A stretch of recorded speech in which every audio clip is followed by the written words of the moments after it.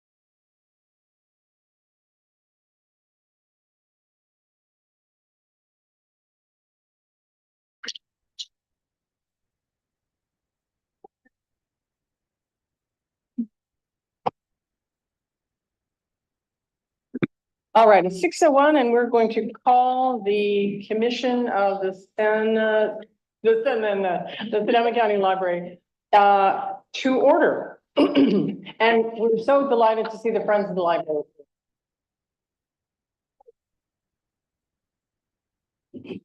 Let's see, I'm going to call the roll. Commissioner Cahill, Here. Commissioner Engarth. Oh, you're. And as a reminder, hit the button and when it's green, you're on, and don't forget to turn it off when you're finished speaking, because then we'll lower the feedback problem. So back to the roll call. Commissioner Engarth said yes. Commissioner Goldberg. Here. Commissioner Green. Here. Commissioner Evanridge. Here. Commissioner Lagos. Here. Commissioner McKenzie. Here. Commissioner Elkin is traveling, and our new commissioner is traveling also and hasn't officially joined the commission yet, and that is Tina Poles from Cotati. We are still waiting for a Sonoma Valley appointment. Let's see, so we called the roll. In addition to the Friends that we celebrate, we're also this month celebrating LGBTQIA+ History Month. And so mark that on your calendars. There are all kinds of interesting programs. And then also the libraries, if anyone remembers the big earthquake, there's going to be a great California shakeout on October 17th. So they're going to have an earthquake drill at every branch, I believe, in the morning. Let's see, I've reminded you about the mics. So we are going to go to item 2 with announcements. Does anybody have any announcements?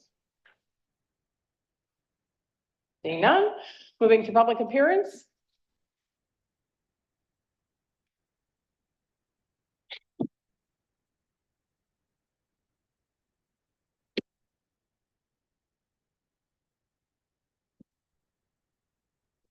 You gotcha. I think it's live. It is. Hi, I'm Jake McKenzie. I'm president of the Friends of the Library here in Runner Park, Cotati. So it's always grand to have you having your commission meetings in this library. It is an interesting year, and it is an election year, and it shortly will be, the ballots will be in everybody's hands here in Sonoma County. And there's a measure on the ballot which has the letter W attached to it, which will be a renewal of the 1/8 of a cent sales tax. My purpose in standing in front of you tonight is to let you know that in my car, parked outside the library, not in library property, not on city property, in my car are a number of Measure W lawn signs.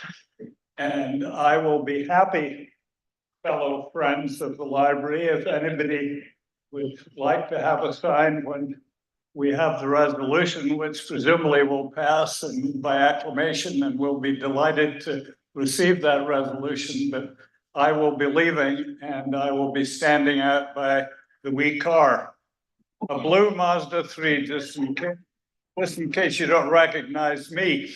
And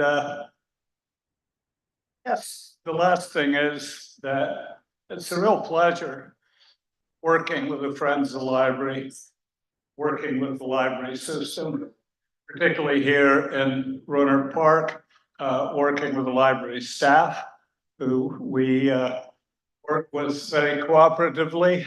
And I know that in Santa Rosa this weekend and here in this very room, book sales were held, money were raised, and these monies are by our 501c3 charter are to be spent on the greater good of this library here in Rohnert Park and no doubt in Santa Rosa as well.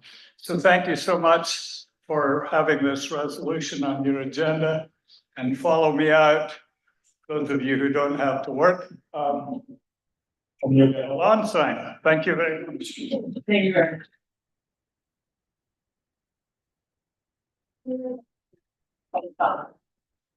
Public comments online? Do you have any? There are no members, right?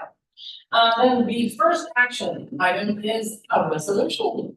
Commissioner McKenzie, would you like to?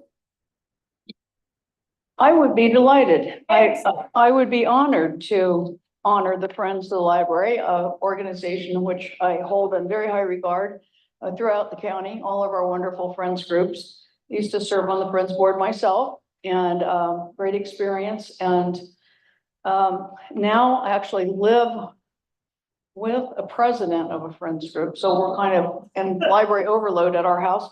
But anyway, let me bring the attention to all the wonderful friends that we have throughout our county. Whereas the Sonoma County Library has 10 distinct Friends of the Library groups that represent communities and partner with library branches across Sonoma County. These 10 groups are the Friends of the Cloverdale Library, Friends of the Healdsburg Library, Friends of the Petaluma Library, Rohnert Park Cotati, Friends of the Library, Friends of the Santa Rosa Libraries, plural, Friends of the Sebastopol Library, Friends of the Sonoma Valley Library, Sonoma County Wine Library Association, River Friends of the Library, and Friends of the Windsor Library. And whereas the work of the Friends highlights on an ongoing basis that our library is a community hub, providing opportunities for all to engage in the joy of lifelong learning and to discover, learn, and share with others. And whereas the Friends understand the vital importance of well-funded libraries and work to ensure that our libraries have the resources needed to provide a wide variety of services to all people. And whereas the Friends' gift of their time and commitment to the library sets an example for all in how volunteerism leads to positive civic engagement and the betterment of our community. Now, therefore, be it resolved by the Sonoma County Library Commission that the members of the Sonoma County Library Commission hereby express their heartfelt appreciation for all members of our Friends of the Library groups and recognize their hard work and valuable contributions to the Sonoma County Library. Yay, everyone. Yeah, I would like to move this resolution. Thank you. May I have a second? And I'll second.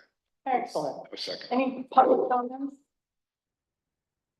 Any commission comment? Then I'm going to take the roll. Commissioner Cahill, Yes. Commissioner Engelbart, Yes. Commissioner Goldberg, Yes. Mr. Green, Yes. Mr. Heavenridge, Yes. Mr. Lagos, Commissioner McKenzie, Enthusiastic, yes. and I'll make it unanimous. Thank you so much. So we will get you signed resolutions all the way out there. There we go. I'm not going out to the retard.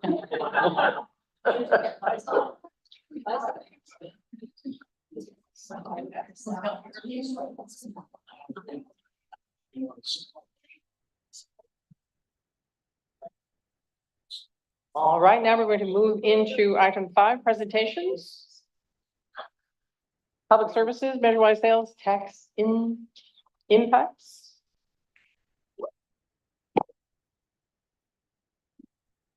Okay, testing, can you hear me? Perfect, this is working. Okay.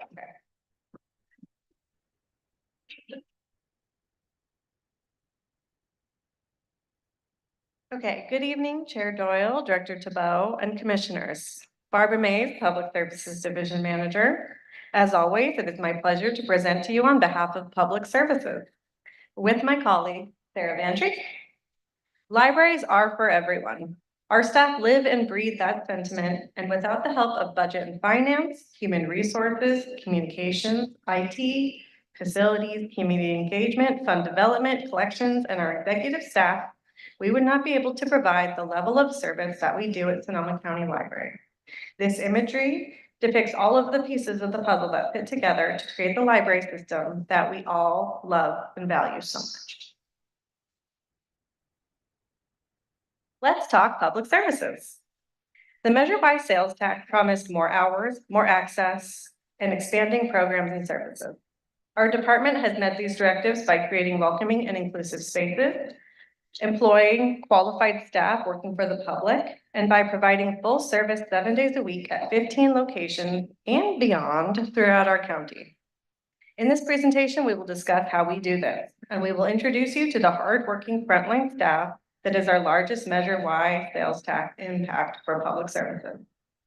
To give you an idea of this, we went from 134 public services staff members in 2017 to 208 in 2024, resulting in a 55% increase in order to meet the promises we made to the public. We hired diverse, multilingual, and local staff across 10 different classifications in reference and circulation. We are one of the last places in society where you can come in and talk to a professional and qualified staff member. You can also call and talk to a person and not a machine during business hours, and you do not need to pay to be in our space or take home books, DVDs, video games, and Wi-Fi. We recently presented to you all about safety and resiliency at our library. We believe that welcoming spaces start with safety.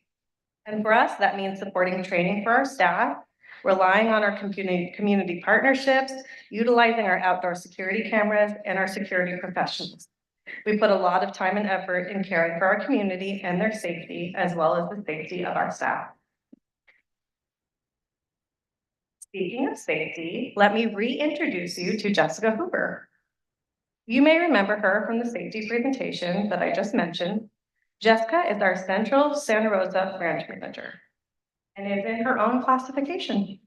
She oversees the whole central campus, including the history and genealogy library, and tangentially supports adult literacy, East Street Studios, and our reentry librarian. She is integral to our operations of our largest library in our system. Back to our welcoming spaces. Our staff create inclusive and interactive spaces within our library building. Here you see a study pod at Sonoma Valley, spearheaded by staff and popular at all 5 locations that we have them at currently. They provide workspace, tutor space, and space for people to be silent when our libraries are at their most vibrant. Of course, we are a library, so we must touch on the idea that we are a place for research and study, but this looks different in our teen area, our children's, and our adult spaces. The last picture here, and maybe my favorite, is the aspect of play we bring to each library. My own children's spaces light up when I tell them we are going to the library because they know that they can play and have fun with books. Yes, those are my children. I'm also a patron. Now I would like to introduce you to Mara Coslin. I actually started with Mara, who is a library associate at Sebastopol Regional Library. Our library associates are a part of our reference staff, and we have them at almost each one of our library locations. They work at the reference desk, help with programming, book selecting, and display. They play an integral role in allowing our librarians to have time off desk to do outreach in the community. They create community partnerships and envision the events and programs that make our libraries the hubs of their communities. Speaking of communities and partnerships, our community rooms are a labor of love for our branch managers and our reference staff. They spend time to handle reservations for the community at low or no costs. From the African Roots Festival, using our room for their event at the Plaza in Rohnert Park, to our rooms being utilized as election spaces at Guerneville and Rankin Valley Libraries, and cooling centers at Sonoma Valley and Guerneville Libraries, to even, yes, a children's birthday party that happened at Windsor. How can you blame a child for wanting to party at the library? I can't. Next up, we have Nicole Bird, the branch manager of the Cloverdale Regional Library. She is one of 11 branch managers that we have at our library, our largest leadership workforce. They manage every aspect of the library, from customer service to training to performance management to reporting, building maintenance issues to community representation. They are integral to public services and the continuity of service and dedication to Sonoma County residents. I cannot talk about our spaces and not mention our core values of representation and inclusivity. No matter what library you go to, you will find a book display, whether it be for Pride, Black History Month, or voting. I have heard firsthand how patrons feel themselves represented in the library when they run into a book display that touches an aspect of their life. We do more than highlight our quality of life resources. We also have multilingual interpretation services at every library. And as a system, we put emphasis on racial equity and social justice in everything that we do. This picture highlights a core service, story time. Even better, it's out in the community, meeting people where they are. Let me introduce you to Marlene Vera, who works at the Roseland Regional Library. Marlene is one of our 3 senior library associates in Sonoma County Library, providing specialized bilingual service to the Roseland community. Now think of a better title for this slide to describe our staff: quality. Our staff provide great customer service in person, over the phone, and virtually. They answer questions and help patrons all day, every day. They provide quality programs that people want and need for all age ranges. Here we have our Guerneville staff with folks from other departments and other libraries that came to support their well-attended Stories with the Sisters program. This sign in the photo was made by a member of the public. It reads, "We love our community. Thank you for inclusive programs." Our staff conduct outreach in more venues than you would even traditionally think of. From farmers markets, to parade, to grape stomping, career day at the local school, to Sonoma County Fair, and yes, even the Cotati Accordion Festival, Erica was there. We are always looking to reach different people and connect them to the library. Something that may not be apparent to the public, but that is also noteworthy, is that staff work diligently on advocacy teams to make sure we are getting services out to the patrons that need them the most. We have a disability advocacy team, we have a queer advocacy team, and we have a Latinx advocacy team. Now we come to the last of my slide. Please meet librarian Allison Randall, who works at Guerneville, Forestville, and Occidental locations. She is a children's librarian, as you can tell by this photo. We have children's, teen, and adult librarians at each of our locations to ensure that we are serving all age ranges. Allison is a great example of providing services when the building may not even be open. Allison does story time out in the community at Forestville multiple times a month in the mornings when the library is not open. This is during the week when this library opens at 3 p.m. due to residing on a high school campus. This shows you that even though a building may not be open, the staff are still out providing the services that are needed. I will now give you over to Sarah to talk more about how we work beyond our library walls to ensure equitable service and access. Thank you, Barbara, and thank you, Library Commission. I'm Sarah Vantries, Public Services Division Manager. And as Barbara highlighted, libraries are for everyone.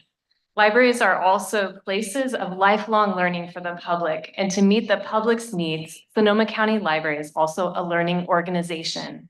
Our staff exemplify values like curiosity and creativity as we constantly learn and grow in order to invest in our community's unlimited potential. Sales tax funding has made possible a range of training opportunities, from system-wide learning that's coordinated by our HR department to the targeted trainings that enhance public services staff and their qualification. Here we have 3 children's librarians at the Northern California Puppet Festival. They're learning an innovative approach to supporting educational programs for young children, helping kids develop crucial early literacy skills that allow them to thrive in school. I'd like to highlight Zaida Delgado, our supervising librarian 3 at the History and Genealogy Library. Zaida and her team have been able to leverage sales tax funding as well as grants and scholarships for extensive professional training. These and other highly qualified public services staff are widely recognized as leaders in library services. Our staff participate in state and national conferences where they not only learn, they also contribute from their knowledge and understanding of excellent service. We couldn't get through a public services presentation without highlighting the impact of access to library books and other material. As you learned from Collection Services Manager Jamie Anderson, Measure Y sales tax funding more than doubled our budget for books and resources, creating a robust collection that provides opportunities for discovery, culture, and connection each day. 7 days a week, public services staff help people log onto e-resources, sometimes for the very first time. We help people find books for homework, resources for research, encouraging a community of readers. and we provide equal access to knowledge and information throughout Sonoma County. Each week, we welcome more than 26,000 visitors, and in fact, our September weekly average was close to 30,000 visitors a week. These visitors have free and easy access to all the library's print collections and tangible items. And each week, about 32,000 items are borrowed out of the branches across Sonoma County. That's roughly the equivalent of every item at Guerneville, Forestville, and Occidental Library leaving the shelves each week, all year long. That also means we have about 32,000 items coming back each week, and we have a fantastic group of about 40 shelvers who get those items back to the shelves, keep them in order, so that new people can easily discover and enjoy them. Abby Syrup from Petaluma Regional Library and other shelver colleagues across Sonoma County Library play a crucial role in making it easy for the public to use the bounty of resources available from our tax measure funding.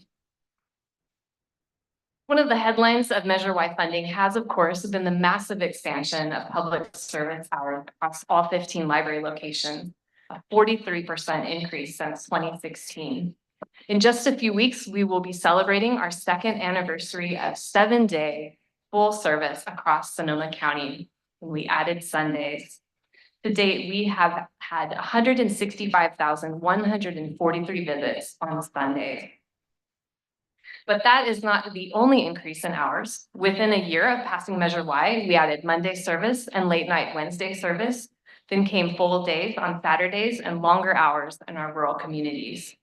During the pandemic, we added back our service safely in stages, and now we are open 750 combined hours per week across the county. Lisa West, a library aide at Central Santa Rosa Library, has been here for 8 years and seen firsthand the impacts of that expanded service to the community. In her role as a library aide, she helps collect the library requests placed by patrons, helping to get those items into totes for delivery around the county where people can pick them up any day of the week. Beyond those 750 hours of service a week, the Measure Y tax funding also allows for additional responsive services that meet users where they are and when they need it. With the coordination of community engagement, public services staff regularly ride along on the Bibliobus to the far reaches of our service areas. They visit targeted outreach areas or participate in signature events in their cities and towns. Public services staff help make those connections with community members and the public so that when these users come to the library for the first time, they will see a friendly face. Our public services staff also provide virtual assistance to library users every day through Ask Us.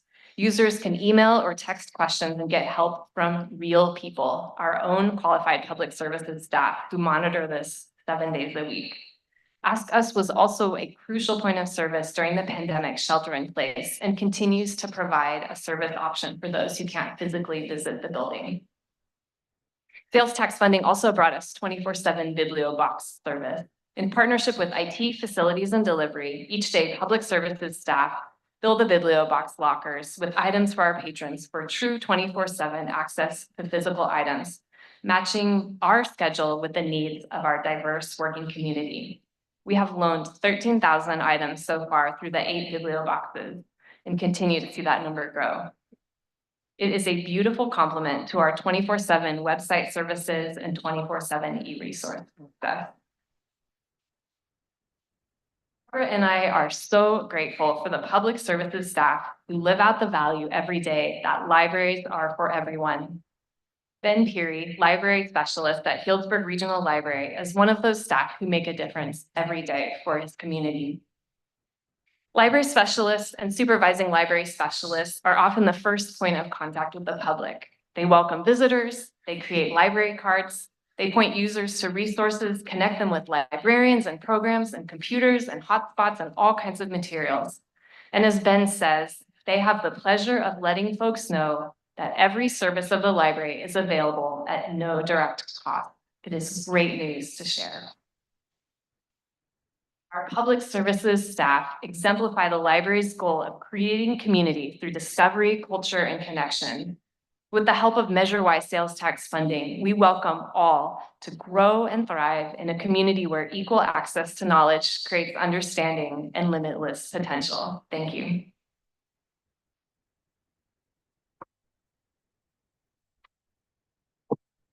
Very much, really terrific. Questions? Commissioner Reed. Thank you. Did you say 13,000 checkouts through the biblio boxes? Yes, so far. That's amazing. That's wonderful. Thanks. Commissioner McKenzie?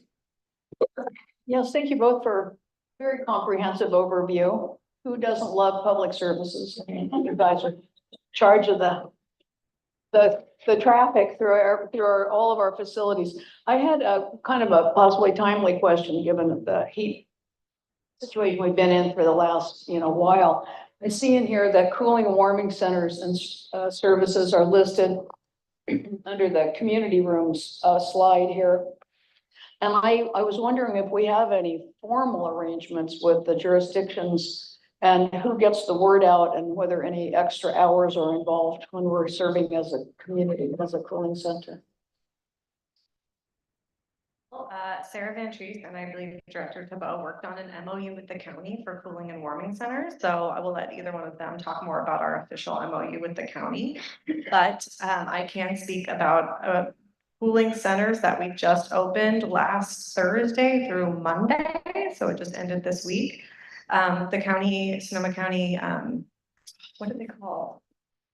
Emergency response. Contacted us for the MOU to open up cooling centers, extend our hours for Sonoma Valley and Guerneville Regional Libraries. So I offered our staff to be able to work those extra hours first. Our staff staffed 3 nights of that, and then the county came in and staffed the rest of it. And we staffed our security for Guerneville for the extended hours. And the county will be reimbursing us once we send them an invoice for it. But they were, so Thursday, Friday, Saturday, we extended hours from 6 to 8 o'clock at night as cooling centers. The county provided water and snacks, and we provided the community room and lobby with bathrooms and drinking fountains. And Sunday, we did 5 to 8 because we closed at 5 on Sundays. And then Monday, it was 6 to 8 again. So it's a little bit touch and go with the county determining per the MOU and when cooling centers need to be activated. They had it on their website. They pushed it through their channels. We also had a banner on our website for every night that we were a cooling center as well. And I also sent all staff emails to our staff so that everyone was aware of that resource. So this kind of unfolding as we speak. But this was at Guerneville only and only with the county? In Sonoma Valley. Those were the 2 locations that the county wanted to activate with us. Yeah, so the MOU is with the county. Yeah. And the cities also have the option of negotiating their own MOU with us, but at this time, the only agreement we have is with the county. They identify where they would like the heating and cooling centers to be. And then our role is to try to find our staff who will work at those locations. They get paid overtime. If they decline to work, then the county has to provide their own staff for those locations. And that's what the agreement is with the county. I would add that we've also worked with the city of Santa Rosa and the city of Cloverdale for cooling centers in the past. We don't necessarily need a formal MOU to do that, but it was really helpful to see how that made it really easy to work with the county over the last week because we had already talked about the details, so we were ready to go. I just think that's something we should know about, the commission should know more about. And what was the turnout? And that's my last question. How many people do we serve? It was very minimal. And just to add a little bit more detail here, the decision to activate the center is based on a wide range of criteria from the state that the Office of Emergency Services reviews. And so it has to do with the temperature as well as the duration of a heat wave or, potentially a cold spell as well. So we leave that in their expertise to determine. Commissioner Cahill, you had your hand up. That was my question. Any other questions? So I have a question, probably more obscure, but you're working with kids a lot. Are you finding that the school librarians the numbers are dropping even lower than they have been? And so you're getting more of a. Let me call it. Our education initiative. Just happened to. I didn't set it up, I promise. Good evening, I'm Rachel Cobb, Education Initiatives Librarian, and I can answer that, exactly. So in our county, we have 38 school districts. The Department of Education requires that every district have a certificated teacher librarian of record. That means they have a master's degree in library science, in education, and a teaching credential, and classroom teaching experience. So the mandate is 1 per district. I want to guess how many there are? 8. We had 9 last school year and we lost 1. It's very sad. So at the moment, the certificated teacher librarians of record, there are 8. Most schools have a library technician who's maybe half-time. They work very hard. Most of what they are asked to do is manage Chromebooks. Very few of them actually have a lot of time to open their library spaces at schools for classrooms to come in, for teachers to collaborate with teachers. So it's not as many as there used to be. And another question, do most of the schools actually have libraries or information centers these days? So the school, I would say no. There are some districts that we've identified as touch points that we really keep reaching to, where they are more isolated geographically from buildings, and they have no service whatsoever. So no technicians, no certificated teacher librarian in the district out. So we do focus our bibliobus outreach to those districts, and work as collaboratively in an appropriate way as we can with the school library folk. Because we are not school librarians, we are public librarians, and our business model is different. Did I answer your question? And yet you are carrying the burden. You are carrying part of the burden of providing library services for the youth of Sonoma County. I think I would say that the parent member say that we are the public library. For the teachers and the parents and the families of the county, the students that don't go just because their school life to them.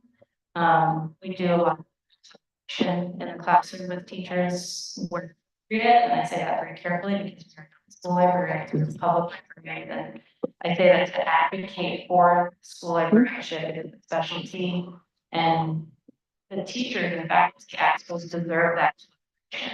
That I'm not qualified to get it. I do it.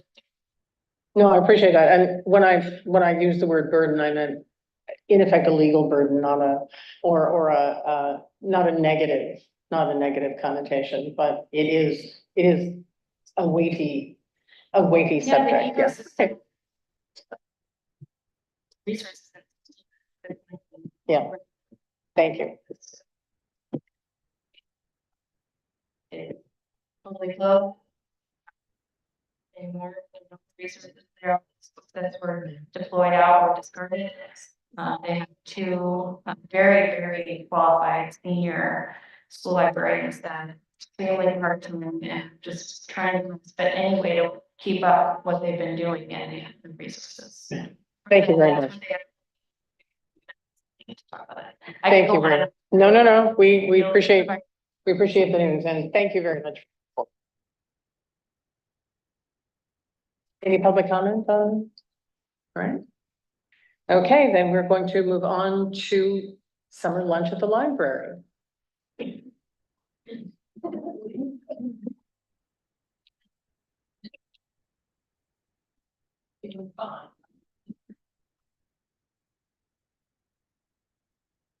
Back from outer space.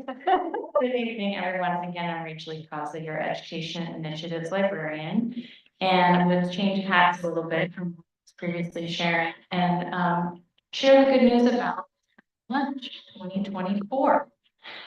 We had the good fortune of being able to apply very generous grant funding, once again, from the California State Library.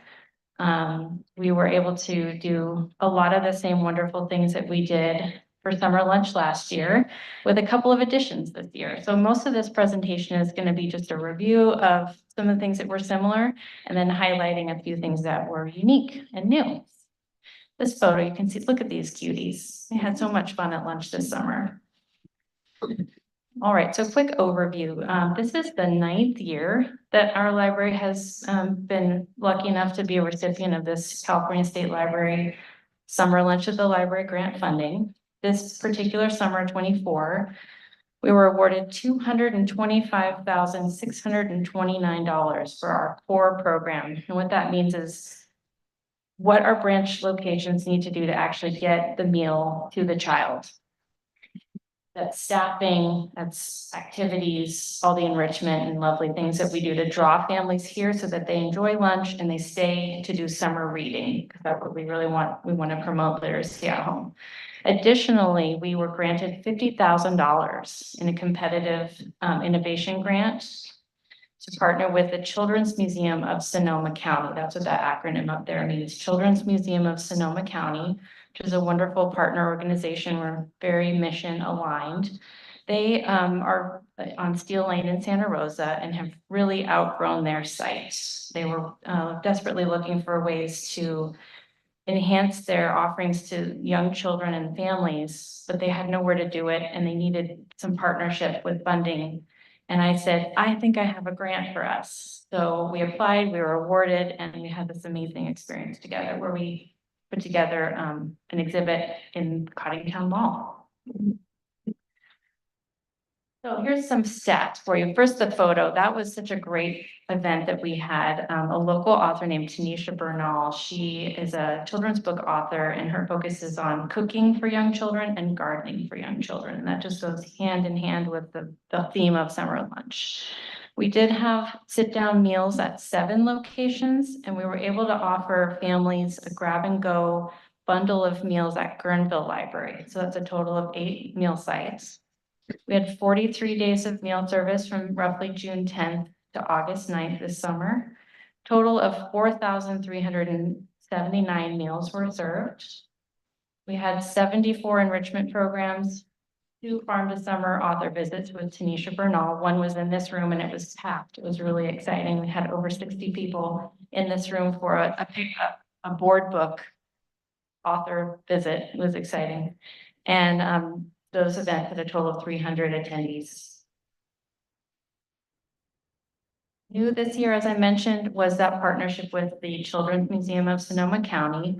Here you can see some of the really wonderful marketing materials. This partnership was such a great innovation in our services and a way to take some of the load off of our library staff to provide a really top-notch experience for the community. The Children's Museum staff did all the marketing. They got that space ready. They acquired the exhibit that focused on healthy eating and choices for kiddos, focusing on drinking water, moving and playing outside, eating healthy foods, things like that. This particular location was within the Coddingtown Mall, right across from where the aquarium is. There's a big fish tank. And we only were open for 41 days, but it was totally free to the community. If folks want to go to the Children's Museum, they do charge a ticket fee.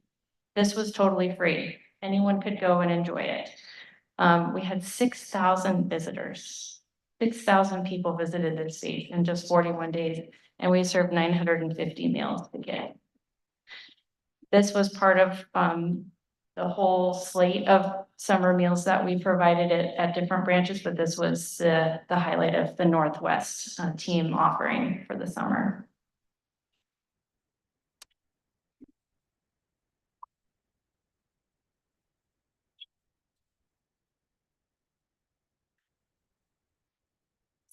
The other innovation this summer, just like librarians, we always borrow great ideas from each other. And I heard Lisa Furneaux in Oceanside Library give me this idea for this veggie taste testing. And I said, Lisa, you're a genius. So what she proposed is you get different fruits and vegetables per kid. Something that they're gonna love, like a strawberry, and then a couple things that might be a challenge, and then maybe like an herb. And you make a game out of it. You say, ooh, if you try one of these things, you're gonna get a sticker. You try 3 things, you get a bookmark. But wait, if you try 5 things, everything on the slate today, we're gonna put your name up as a super taster. And if you're like 5 to 7 years old, you're like, well, maybe I will try that strange green vegetable because I want to be a super taster. This was such a hit, you guys. It was so much fun. The staff had a really great time with innovation here where they chose kind of themes. They did new world vegetables, old world vegetables, squash day, yellow day, like just amazing what our staff did with this. 840 kids participated in this in our 7 different sites. So much fun. This is a once a week program. Excellent. We'll definitely be doing this next year. Outreach is also a really important part of summer lunch. In the photo on the left, you can see myself and our wonderful, wonderful Jessica Rasmussen, who is a partially grant-funded staff member who made it possible for us to do a great deal more with our grant funding this year. We're there at a Burbank housing community doing outreach to kids who are there eating lunch. On the right, you can see a photo where we went to El Verano School in Sonoma, and they have a mariachi camp, and the teacher is playing music for the kids while they read the books that they chose from our table. So they all got a free book and an activity as part of getting lunch there at the mariachi camp. This year we went to 14 different sites. We did 45 unique visits. Over 2,500 kids and teens got a book to keep, and they took, roughly 2,300 books home. It was a lot of fun. This is an integral part of the core program services for this grant. Ongoing successes include professional development for our staff. We do elevate 7 librarians to supervisory roles as they work with interns. We hire 14 interns who are high school students, and we try to find children where this is their first job. We want to treat them really, really well and show them this is how a good workplace should be for you. Those teens also get professional development exposure almost weekly, just about weekly throughout the summer. They get resume and cover letter training. We talk to them about leadership. They are ServSafe certified, which is a certificate that lasts for, I think, 3 years, and they can take that to other jobs outside of the library. Combined, the interns worked over 2,000 hours this year. We also had 2014 volunteers who worked over, almost 600 hours. And then a program that we did last year that we will definitely continue because it's been so successful is the Money Smart School Supplies activity. We were lucky enough to be highlighted in the Press Democrat for this program. It's a financial literacy activity for young kids, and it's a way for them to practice shopping and budgeting for what they want for school supplies. The idea is that by the end of the program, they all have a fully loaded backpack and they've learned how to count out little auto bucks. It's really fun, and we did 800 backpacks this summer. So we're definitely looking forward to doing that again next year. You can see a photo there of the Sebastopol branch. It was really fun. Any questions? Fabulous report. Thank you very much. Question? Commissioner Goldberg? Rachel, this gets to the core, I think, of your program, and it's a really big question. It's on your slide number 4 on our page 22. I really want to know the relationship of Potter the otter to Otto the otter. I don't understand this. I never heard of Potter. Yeah, so Otto, our beloved Otto, is a river otter. And Potter is Otto's cousin in the ocean.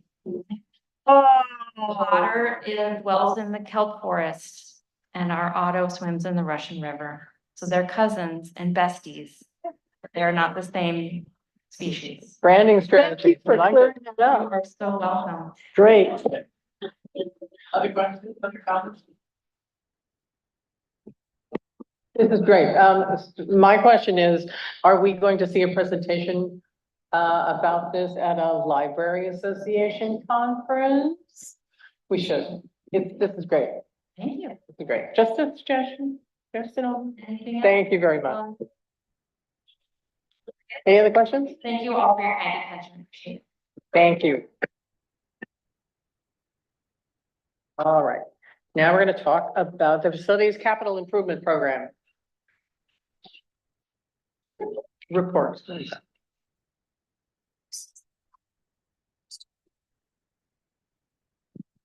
This is on.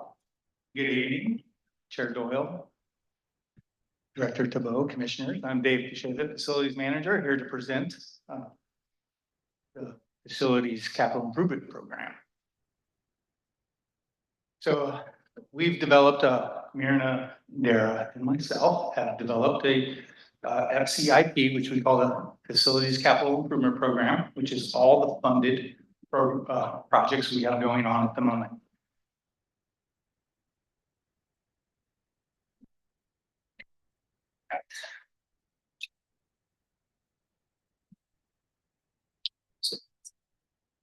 Currently we have the Facilities Master Plan that is a decision, a lot of choices to be made out of this book for about 10 years, and it gets updated every 3 years. So our Facilities Capital Improvement Program is just for the next 3 to 5 years.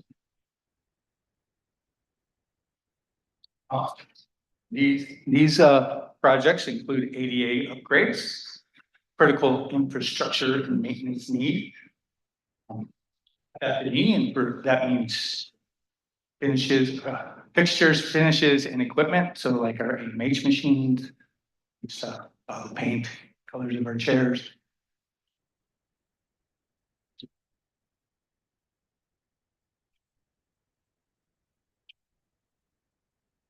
There's several different delivery methods that we use. Right now, currently, we do in-house work, and that's like our Guerneville mini refresh was an in-house job. Windsor will be an in-house job. Then we have design, build, bid, build, which are the 2 projects we have going on in Petaluma in Hillsburg. And those we hire an architect, they design, we talk about the design, we go over it, and we submit for a permit, and then we put it out to bid for a contract. And design build, that's all done. It's for a set price. So there's no contingency fund needed or anything like that. It's a stipulated sum, which means the design build team perform the work for the agreed amount. No more.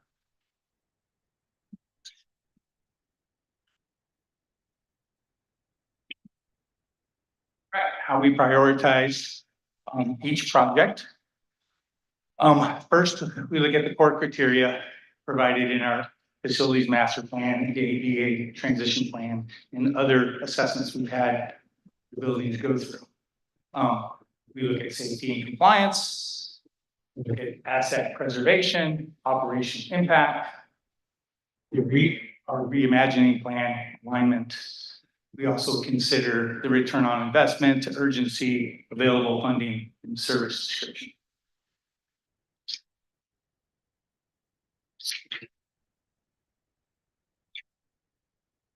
Current capital projects are listed here on the right side of the slide. This is a living document. We'll be updating this quarterly. So it's subject to change periodically. Again, the projects all address the major ADA maintenance and modernization efforts. Funding sources include tax funds, grant funds, other sources including Friends and the foundation.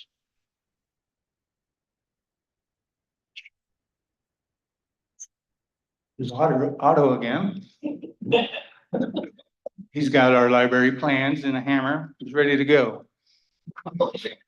So in conclusion, this is a critical tool for you and for us. This helps us keep track of our budgets, keep track of our priorities, keep track of our projects. Helps us maintain and modernize our facilities and helps us guide decision-making going forward. Is there any questions? Thanks very much for the report. Any questions? Commissioner McKenzie? Yes, thank you, Dave. A long-awaited project, looking forward to continuing to fine tune it. I have a lot of questions. I'm gonna hold them for, given the length of our agenda tonight. But it seems as though the current process will be to update this quarterly, as you said.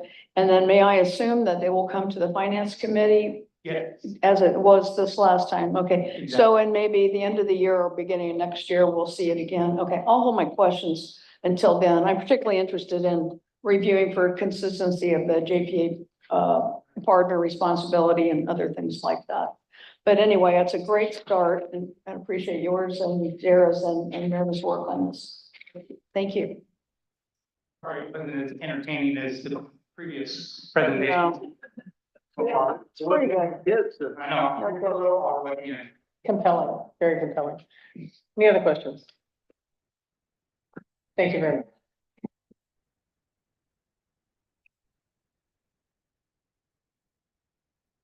And now we are going to see a demonstration of BiblioCommons. Yay.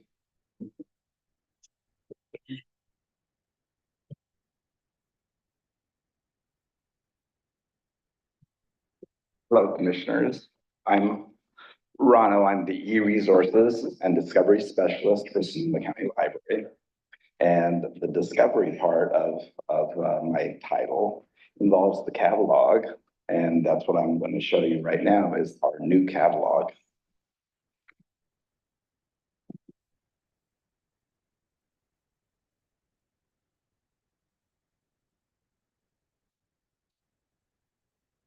Welcome to Sonoma County Library's BiblioCommons catalog. It's our new catalog. Right now it's in public preview, which means that we've actually let the public use it for about the last 3 weeks or so. And on Monday, we're going to officially launch this as the new catalog for Sonoma County Library. We have lots of improvements and changes from our old catalog with this new catalog. And what I'd like to start with is improvements to searching. So I'm just going to type in a title here.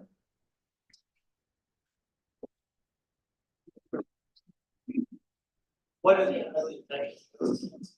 Oh, it's the title I just typed in was The Outsiders. And one really great, cool new thing for our catalog is that all the different formats that The Outsiders are available in just show right there. And I think that's really exciting because that was one of the things that we worked really hard at to try to get into our old catalog, but couldn't quite do it.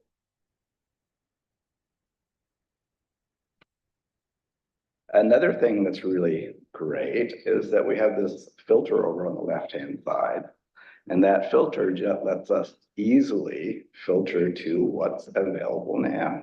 And so you can quickly see the availability at your branch.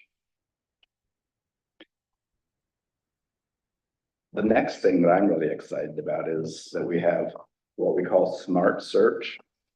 And so we can just put something like ebooks in, and now all the ebooks that we have show up. You can do books. And there's all the books that we have. You can do movies. And not just putting in movies with your smart search, but you can actually do kids' movies. You can do Spanish movies.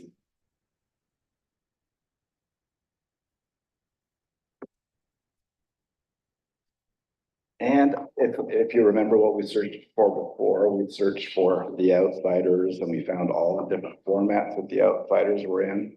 Now I can say, hey, I actually want to look for the ebook for The Outsiders.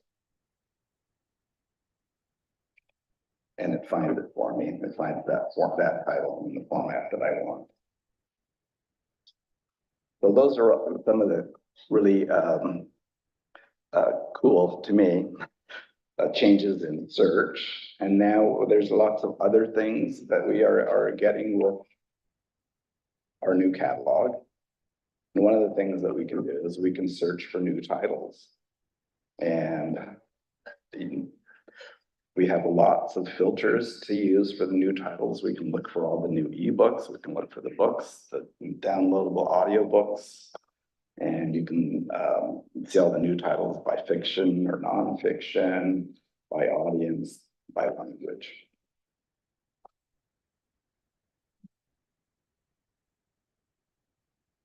And we have a lot of lists that are showing. We have award lists, bestseller list, and staff list.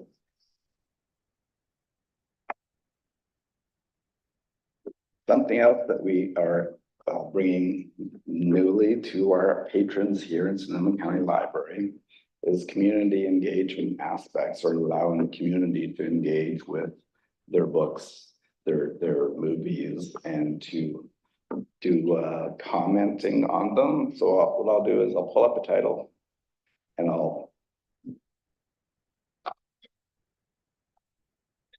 walk through the different community aspects of it. So here's just any title in our catalog. And from the community, we have all these different comments, and you can add your own comment, and you can flag comment. And what kind of comment would you like to flag? Well, right here, you see that there's a content warning. Some content is marked as offensive or a spoiler. And here's our spoiler down here. And I'm not sure you can read that, but it says this content is flagged as a spoiler. What does that mean? I'm going to show the spoiler because I want to see. And it says, I can't believe StarClan gave Broken Star 9 lives. Spoiler. If you don't want the spoilers, you can hide them.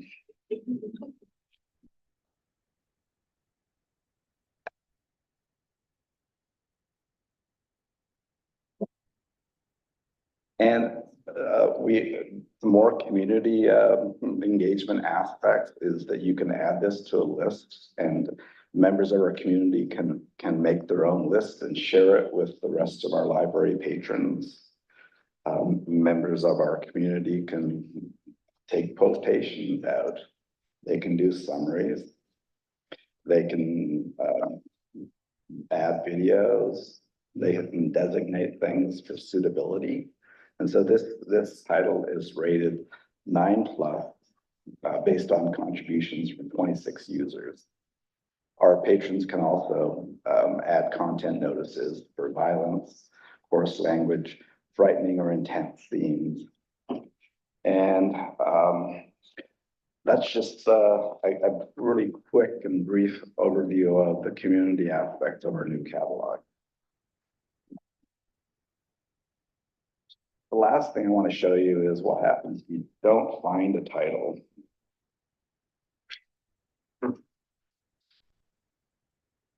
So I looked for joy. I didn't find that title. But what I can do now is I can just suggest that title for purchase.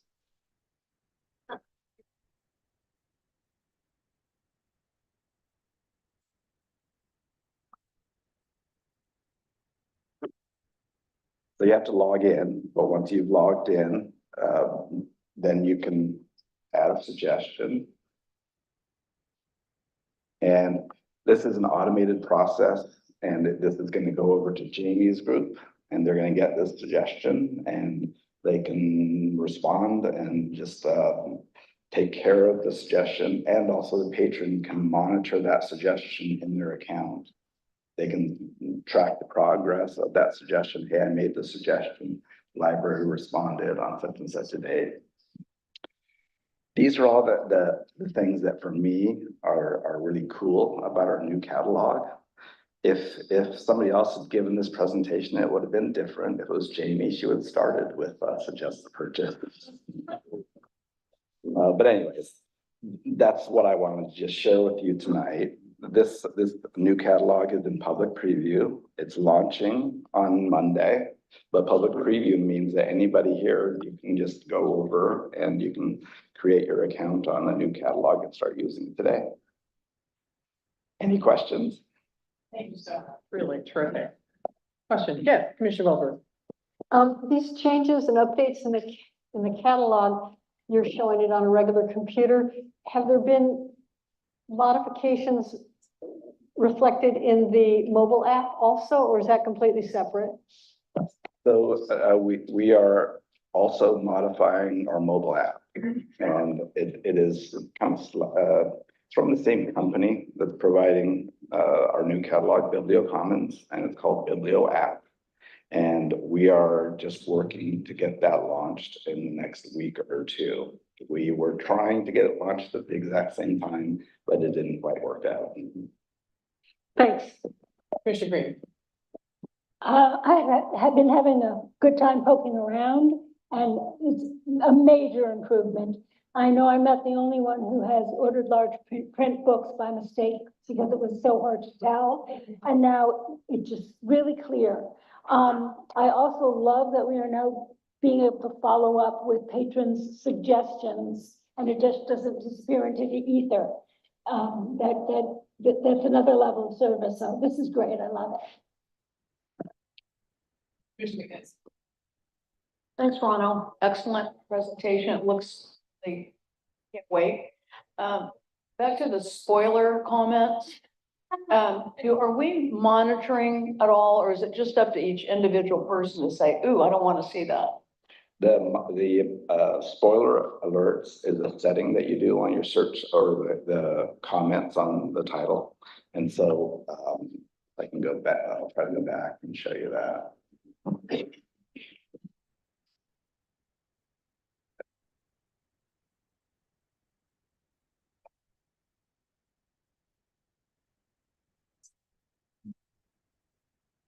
So right here, I had a content warning. And basically this just lets you toggle it on or toggle it off. And it's defaulted to on. So in other words, as soon as it knew that there was something here that was marked as a spoiler, it basically gave you your individual power to decide whether you want to show them or whether you didn't want to show them. And that's what that little box is right there. Who designates the content alerts though? I mean, Those are all library patrons, other users. they are patrons. Yes. Okay. That's what I wondered. So, or do we watch for any like completely off the charts kind of comments about, So do we do any monitoring at all, I guess is my question. there is monitoring, but the monitoring is really by other users. And one key thing to know about this is like, unlike, I don't know, unlike all the other social services out there that you can just log on and have an anonymous kind of profile and say whatever you want. This is, you have to have a library card here at Sonoma County Library.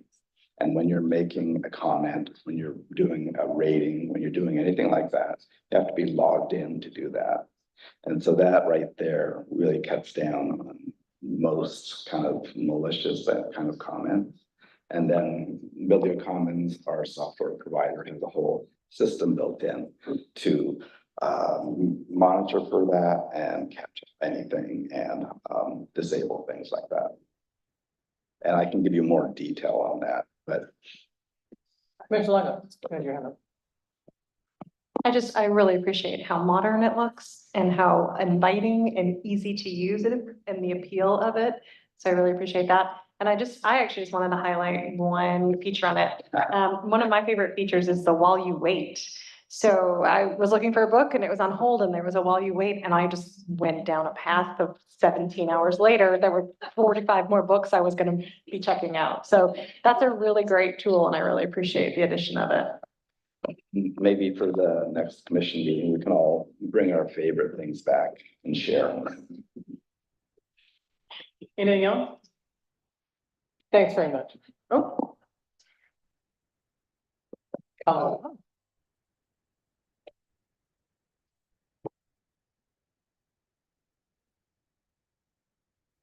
One thing Ronald won't say because he's modest is how much work he's put into this. This has been one of IT's biggest public facing projects that we've had. all year and for the past couple years. And he's really spearheaded this project, and it's gonna have an immediate and immense impact for the public, and it's. Thank you, Mike. Thank you, Mike. And before we go through library reports, are there any lab members, friends? I feel like we should take them before we launch into the report. So if there's anybody from a library advisory board, the foundation or friends of the library, do use this opportunity to come up and say something. Going once, going twice? Come on up.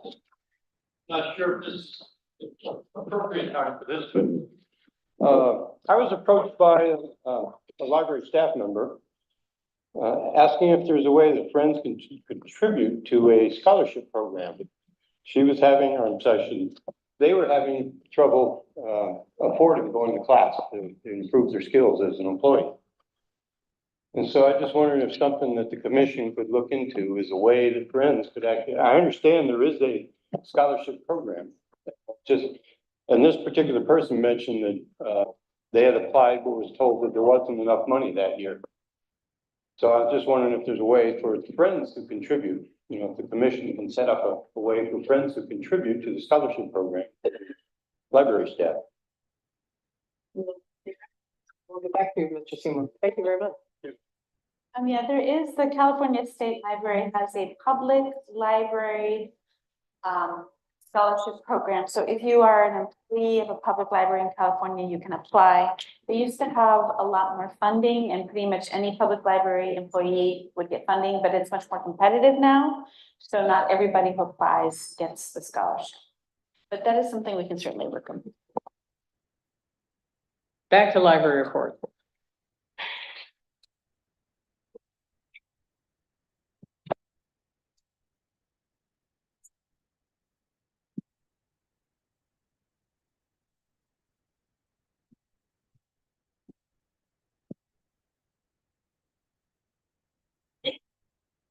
Okay, so in addition to my report, and we will know that this month I've promoted some teen programs that we do at the library, including our teen film festival, as well as our first podcasting workshop with journalist Brianne Miller from KRTV. I am going to be joining the Northern Public Media Board, so I hope to do the first with Northern California Public Media. The other thing I want to share is for those of you who attended the library art card contest party. We had our honorable mentions. We produced some bookmarks of the designs for our honorable mentions, and they are available now. We have 3 of them available. So if you need a bookmark for one of your 45 books, check it out. We have them available. And I will take questions. Questions on Director DeVos' report? Yeah. A full calendar. Thank you very much. Next, we've got budget, no public comment. We don't see you. Next, we've got budget and finance reports. Does anybody have any questions about the budget and finance reports? Good evening, Commissioner. Before you is the report as of August 31st, 2024. This report was discussed at the Finance Committee at its September 13th meeting. August marks 2 months into the fiscal year, or 17% of the year has passed. Revenues through August 31st are 237,809. This certainly is a reflection of our regular revenue cycle. Property taxes normally come in according to the property tax billing cycle in December and April. And sales tax receipts begin showing in the month of September. So when you receive the September report, you will see July. And the August receipts are recorded in in October. In terms of salaries and benefits, actual expenditures are for $4,997,798, which is 16.4% of the total budget. Services and supplies were at $2.3 million or 16.6% of the budget. This represents under contract services, which is a little higher at 36%, given that several of our annual software licenses, such as the Cersei Dynex, is paid for early in the year. But this will level out as the year goes by. The library total capital expenditures were $354,728, almost 12% of the capital budget. Couple of reminders here is that only 1/3 of the capital budget is released on July 1st. And with quarterly reports made to the Finance and Commission with updates and requests for additional funds, depending on the development and status of our capital projects. And as you know, we will be seeing increased expenditures in this area, given the breaking ground at Petaluma and Healdsburg and in other projects. Fund balance statement has not been ready as we were preparing it for our annual audit, and you will see it in next month. And that concludes my presentation. Thanks very much, Brianna. Any questions? Comments? Thanks very much. Excuse me. All right, moving on to commission and liaison reports. Any questions or comments, additions to commission reports? Yeah, Commissioner. I forgot to submit my report, so I thought I would just give it orally. I wanted to appreciate all the library staff who attended the LoCN event, the State of the Latino Community, a couple weeks ago at Sonoma State University. And I brought some of the handouts that they had there for anybody of the commissioners who might want to take a look at them. So what was presented, a good portion of the program was led by the Sonoma County Agenda for Action group. It was about the Sonoma County Agenda for Action, which was a project of Health Action Together. So Health Action Together was started by the Sonoma County Board of Supervisors. And I'll pass these down. And the link, if you are interested in the electronic copy, is actually online, so you can read it there. But what the Agenda for Action is it is a community-based response to 4 different areas that are underserved, under-resourced in our community based on the portrait of Sonoma County. So it's a really fascinating reading. What I found in it is that basically you could end every sentence with "at the library." This needs to happen at the library. This needs to happen with the library. So it's a really incredible resource, I think, that tells us what these communities need and how we can be better service to them. So I really encourage the reading. So I'll just leave those there in case anybody wants to take a look at any of them. Thank you very much. Any other comments, questions? Then moving on to 7.2, do we have any additions, comments, questions about the committee and liaison? Okay. We've done the library advisory boards. Let's move on to the consent calendar. That's agenda item 9. These matters include routine financial and administrative actions that may be approved by consensus. Any commission member or member of the public may request that an item be removed from the calendar and have it placed with the action items. The commission will approve the minutes of the prior meetings in summary form. Yeah, so I'd like to remove item 9.5, which is the legal services agreement. You said 9.5. 9.5, legal services agreement.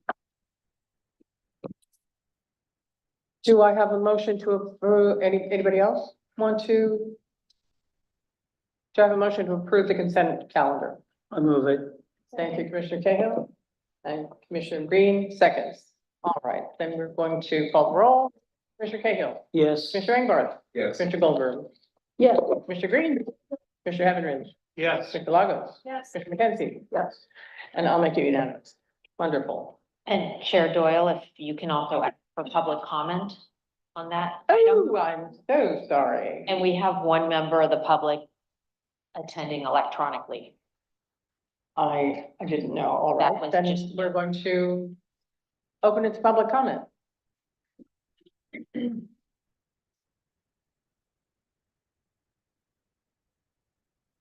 No public Then I comment. assume that the vote will count then. Mhm. Thank you. That's correct. Thank you for warning me. All right.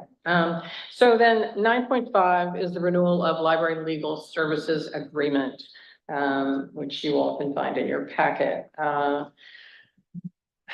Commissioner Engelhardt, would you like to? Sure. The reason why I asked them to move it for discussion and also to explore some options that I have. I'm sorry, actually, before you go on, I should probably ask for a motion to approve it so that we can have the discussion. So does someone want to move to renew the library legal services agreement? I'll move that. Anybody want a second? Yeah. All right, Okay, well then. no I- comment, they're aware. I object to the resolution, for the reasons that the contract, we haven't conducted a review of the legal services. We've been receiving under the old contract. I think it's a questionable practice to continue an agreement, a service agreement of this importance and of this amount without having done a review to see whether or not the services that we've been requesting and been receiving really match what we need. We might need more, we might need less, but without an evaluation of that, we don't know. The other part of it is that the contract itself is based on an agreement that's an older agreement. There's parts of it that are, in my mind, open for reevaluation.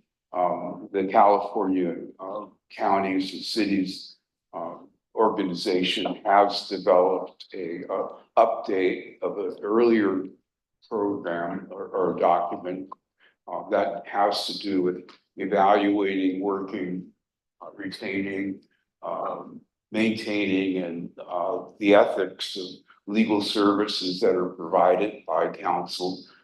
Mostly their focus there is on city attorneys, and our council does pretty much that. So it would be good to take a look, I feel, to look at that material and then to look at our contract and see whether there's anything we might need to do to bring it up to date and to make it more a more effective contract before we make another commitment to it. Some of the parts that I feel need clarification is who is client. If there's some ambiguity, it says library, but the library commission is the appointing power on that agreement. And I think that we need to clarify that, because if you have an issue that comes up that might have to do with, let's say, a staff member who has access to counsel and the commission, what are we going to do? There's a conflict of interest that's going to be there, and we have to figure out a way then to resolve that. There's other things in terms of the process for getting a legal opinion that could be clarified. If the counsel is for the library and mainly for the library commission, it's good to know what the process is to get an opinion, what you need to do, who can get it, what reasons could you get an opinion for. You know, the other part of that is how those opinions are maintained. The value of getting a legal opinion, a formal legal opinion from an attorney like our service, is that once they've rendered one, if you maintain the records of it, then an issue returns rather than investing time and energy in contacting the attorney for another review. You could look at past legal opinions and decide whether it's something that may have been covered or not covered. That, which is a money saving effort, which most organizations with legal counsel do. So I think those are just a few of the things. The handbook from the California Cities and Counties Organization is far more comprehensive than what I could during this time, and I provided Chair Doyle and Director Steve Tilo with a copy of links to those programs. The other thing I've also provided them with was a link to an evaluation program that we could use. It's just a simple 2-page, 3-page document for evaluating legal services. So that's it in a nutshell. Director Tavo, you want to make some comments? Well, I was actually gonna ask Jeff if he wanted to comment on any of Commissioner Eng's feedback before I proceed. I would say that I serve at the pleasure of the commission. I will follow whatever process you want. This is the same contract that was developed in 2021. You were represented at the time by your former general counsel. This is a bit different than the form that we typically use, but I'm okay with the current form.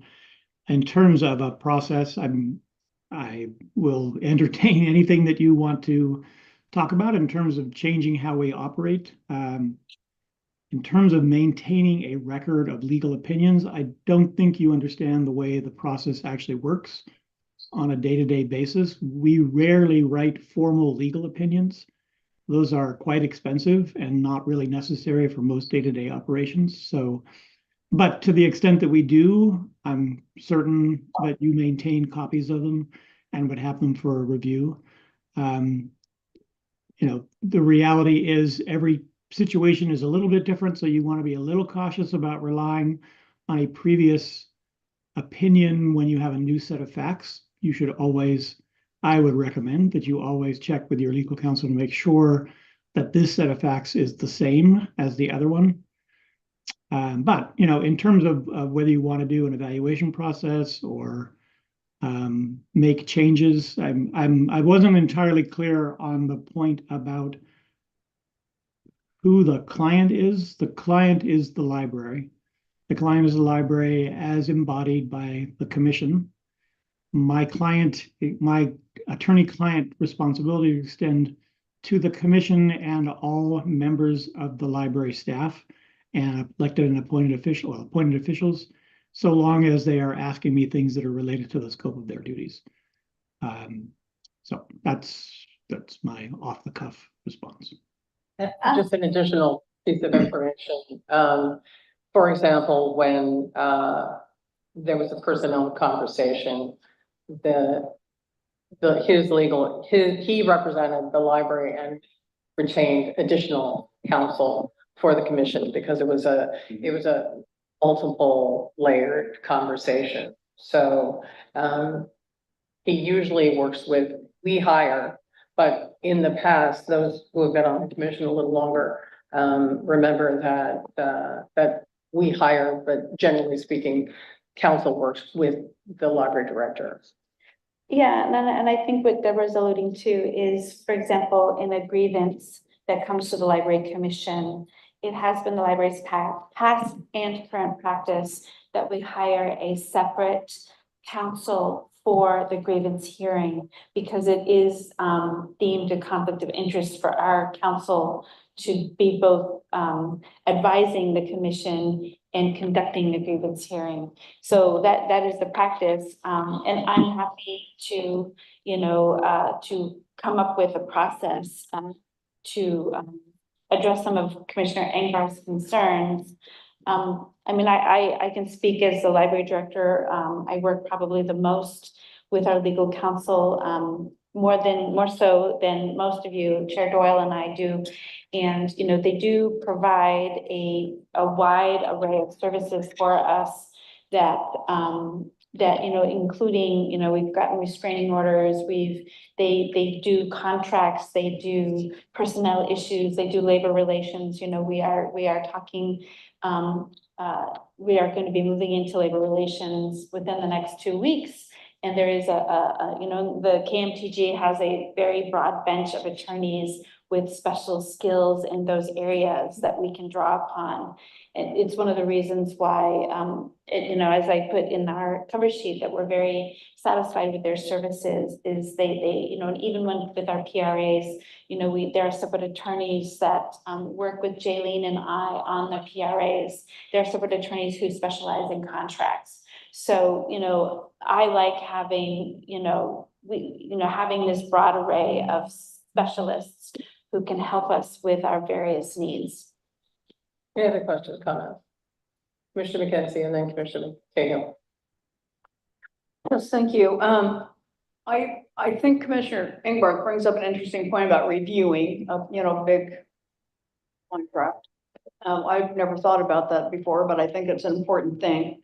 I also, on the agreement on page 89 in our packet, the agreement is in order to request legal aid, I guess it is, the library director, the chair of the commission, and the commission acting as a governing body or their designees shall be solely responsible for requesting or authorizing legal services. So I think we're back to this thing. I mean, for the 10 years I've been on the commission, there have been times when individual commissioners want to ask a legal question.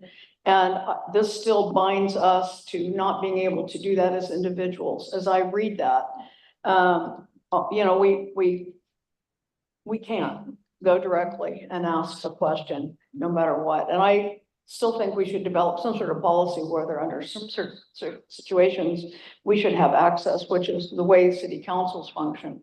But this limits us to collectively acting as a governing body in order to be able to talk to anybody at the legal department. And I would ask, has there ever been a time when you have been prevented from asking a question that you wanted an answer to from our legal counsel?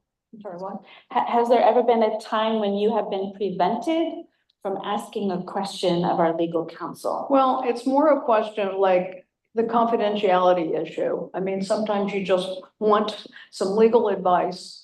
And no, I haven't asked. The only time I've ever talked to Jeff individually was about records retention and whether electronic record, you know, serves as a permanent record and so forth. I believe that's the only thing I've ever talked to him about.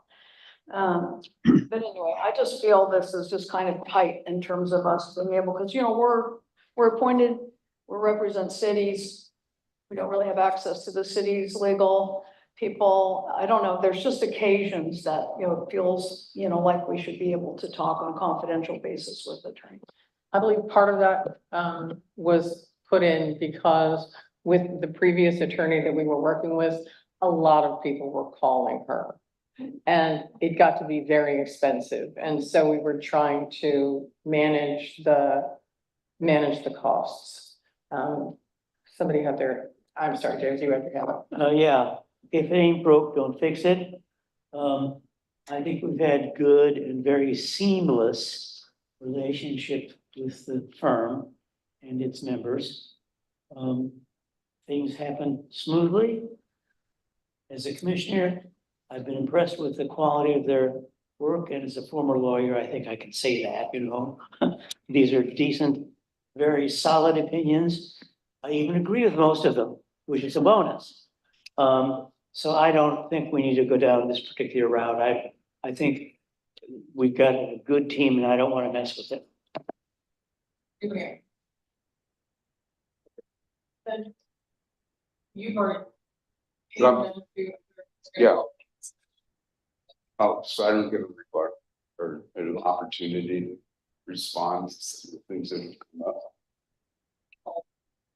up. So just in general, all I'm saying, part of what I'm saying is that there is a document. It's been prepared by a statewide organization that represents cities, counties, special districts. That they've gone through the whole idea of working with an attorney, retaining an attorney, evaluating an attorney for legal services for a public entity.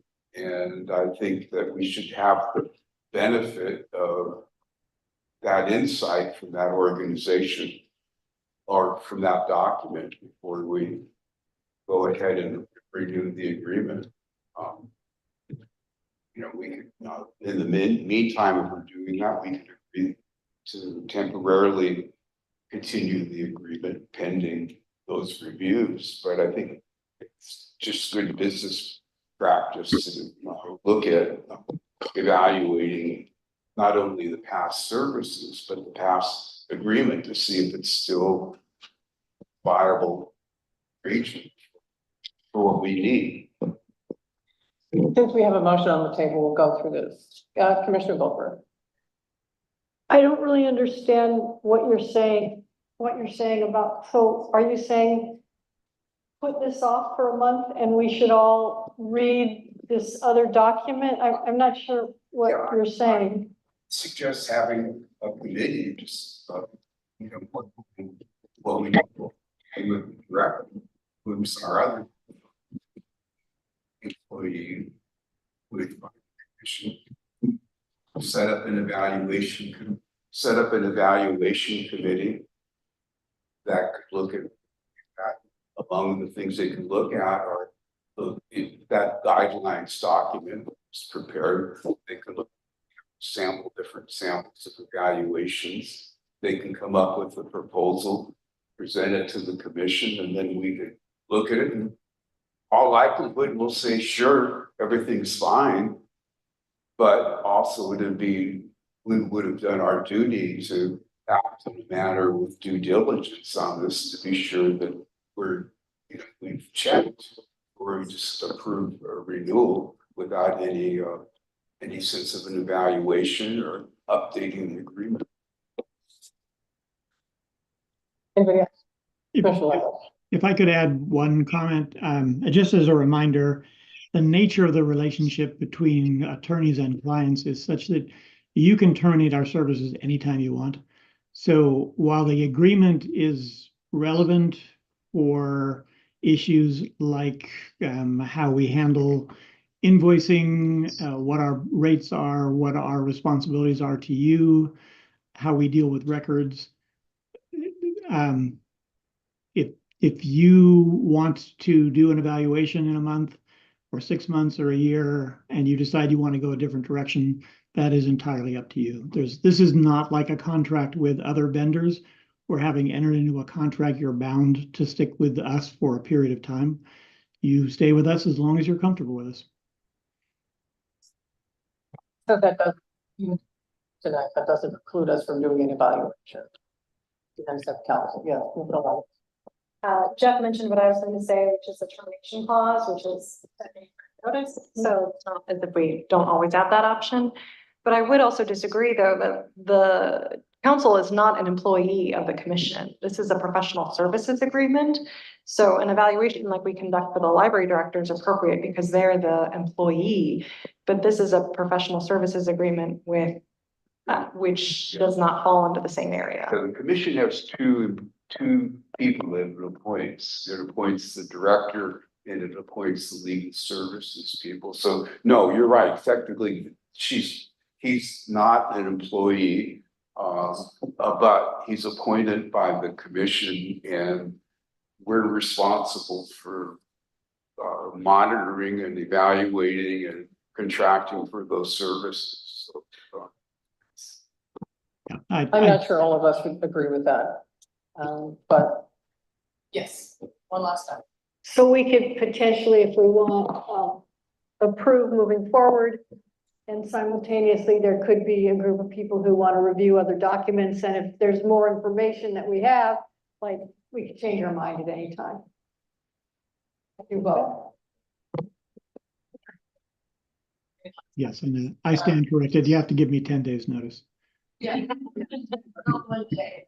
All right, I'm gonna call the roll. Commissioner Cahill. Chair Doyle. If you can ask for public comment, Oh, thank you so much. Public comment. Is there anyone on the line still? not anymore. The remote participant is And there are. in person. Oh. There you go. You're part of the team. So no public comments, then I'm gonna call the roll. Commissioner Cahill. Yes. Commissioner Engel. No. Commissioner Goldberg. Yes. Commissioner Green. Yes, Commissioner Evanridge. Yeah. Commissioner Lago. Yes. Commissioner McKenzie. I'll vote yes. I'm sorry, Yes, but with the provision that we're gonna take some alternative action. and I'll vote yes also. Okay. And Chair Doyle, who was the first and second? Who, and then, Yes. and who seconded the motion? Okay, thank you. Yeah. Okay, thanks very much. And yes, we can certainly talk about evaluations and down the road. All right. Our next item is let's see, we did the consent calendar, everything, action items, right? Sorry. Did we do?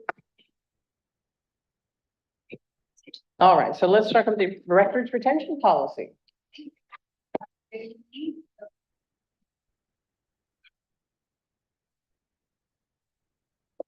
Good evening, Chair Doyle, Commissioners, and Director Tebow. I'm Darren Pratt, the Deputy Director.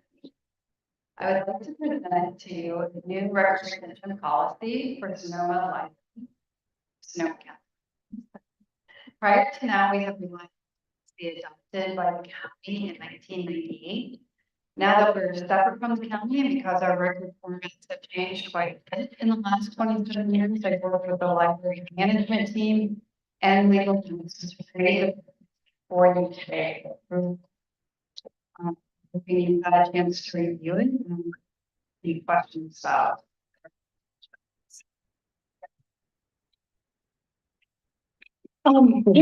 this is very comprehensive. I have one clarification on the first page under incident reports. They're retained for only 2 years.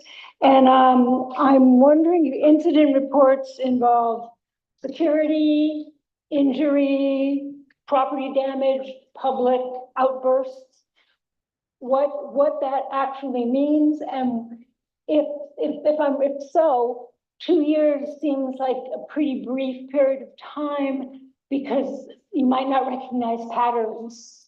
So I just wondered some clarification on what incident report means and where 2 years came from. Okay, so incident reports are typically any event that happened or occurred in one of our library locations. It can be anything from a dog biting someone to someone else falling on the stairs. And we would keep a documentation of that. Now, should it develop into something more, perhaps a court case or something beyond that, then it's going to move to another category. These are incidents, we keep them for 2 years. It could be considered, I suppose, for lengthier time if we were to. If I can add a little bit, the 2 years, that can be changed. The period of time in which a claim must be filed against the library is typically 6 months. In some cases, it can be a year. And so we want to make sure that you keep incident reports beyond the period of time in which a claim could be made against the district. After that, it's totally up to the commission how long you want to retain them. And I would add that 2 years is actually very consistent with other libraries and how long they keep their incident reports. We do, when we do suspension letters, we do often reference multiple incidents. But our view is, and even with employees, 2 years is kind of that period of time where if nothing happens in between to continue, documenting a patron's behavioral problems, we view that as like, okay, 2 years, in library parlance, it's stale. So, that's kind of, part of the reason. And the other thing is that these are really internal documents. So they're not, if we do, file a police report, we do attach that to the incident. But they're not really something that, we use unless we do need to escalate, as Dara said, to some kind of higher legal issue where we have to bring in a legal counsel, and then they are part of that. And we, as she said, they move to that other category of legal, legal documents. That Litigation, absolutely answers my question. If it were to be prolonged or a pattern developed, it would move to another category. So got it. Thank you so much, Dara. Commissioner McKenzie. Yes, thank you for this. It's been 25 years, I guess. I have a little comment and then a question. The little comment is that the column that's marked, that's called retention, it just has like 2 and 7 and 10.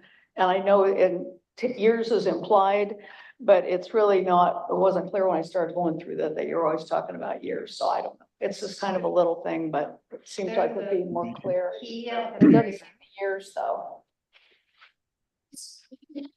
Does it say? yeah, it does. So it explains, like, for instance, if you say the AC plus. Right. or, that's, any issue that's occurred, like, we'll just say Right. legal issue. Right. And when litigation is through and that process is complete, then from that point forward, it would be 4 years. If that makes I'm sense. it just doesn't say years. If you start at the top, it says retention 2. But it does in the footnote. It does in the footnote? Yeah, the footnote that's highlighted on the screen. Yes. So unless noted otherwise, Okay. retention periods are any. Fabulous. And then my only other question was, since this has been so long in the renovation thing, all right, would you want to point out any like major changes that you've made? It's kind of hard to compare the two.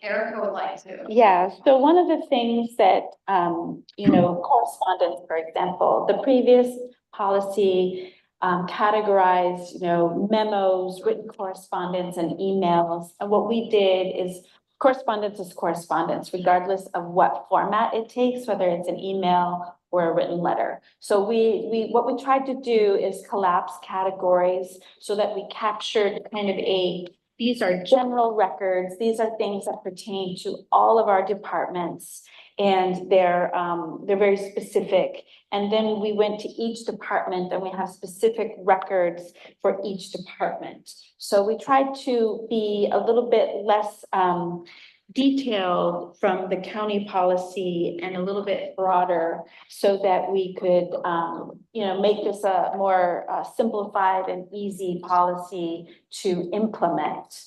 So for example, we looked at, contracts and agreements in the general, but then when you look in facilities and you see there's specific things that the facilities team does because of our building projects, and they keep those because they are contracts, but they're also specific to our building projects. We have a different category for those. And I would also point out that when we did this update, one of the things we did, you were working from the county's retention policy. The county's retention policy was great for a county, but had a lot of things in it that were totally irrelevant to the library.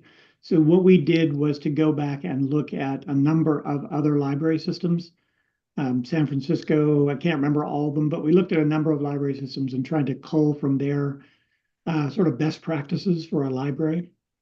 So there were a number of changes, but a lot of it was tailoring it more to the library than to a county. Thank you for that.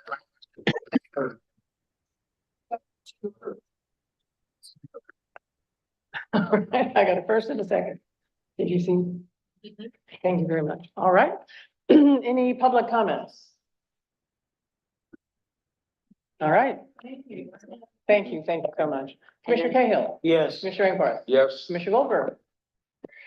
Commissioner Heavenridge. Yes. Mr. Lagos. Commissioner McKenzie? Yes. And Commissioner Doyle says yes. I'm going for Elkin. All right, thank you very much, everybody. And next agenda item is another discussion about the agreement for the development and construction of a regional library branch in southwest Santa Rosa between the city of Santa Rosa and the Sonoma County Library. Point of order, we missed a topic. I'm sorry, And also, can we take a brief break before the library closes? which topic did we miss? We missed the, conflict of interest. Wasn't it in the consent agenda?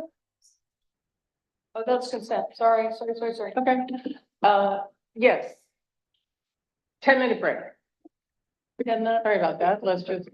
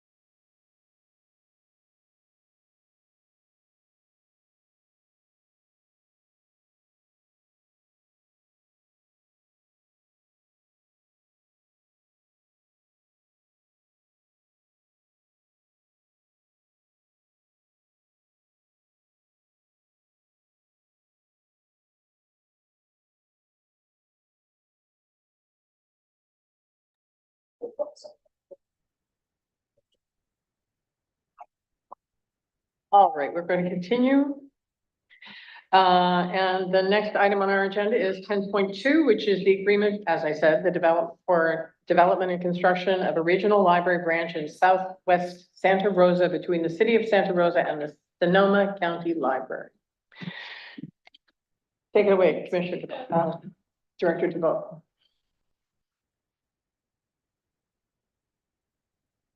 The magic fingers. All right. Before you tonight, I've included some information about design build projects from the Design Build Institute of America. One of the things that I think is really important about this project, it is a design build, which is a very specific kind of project.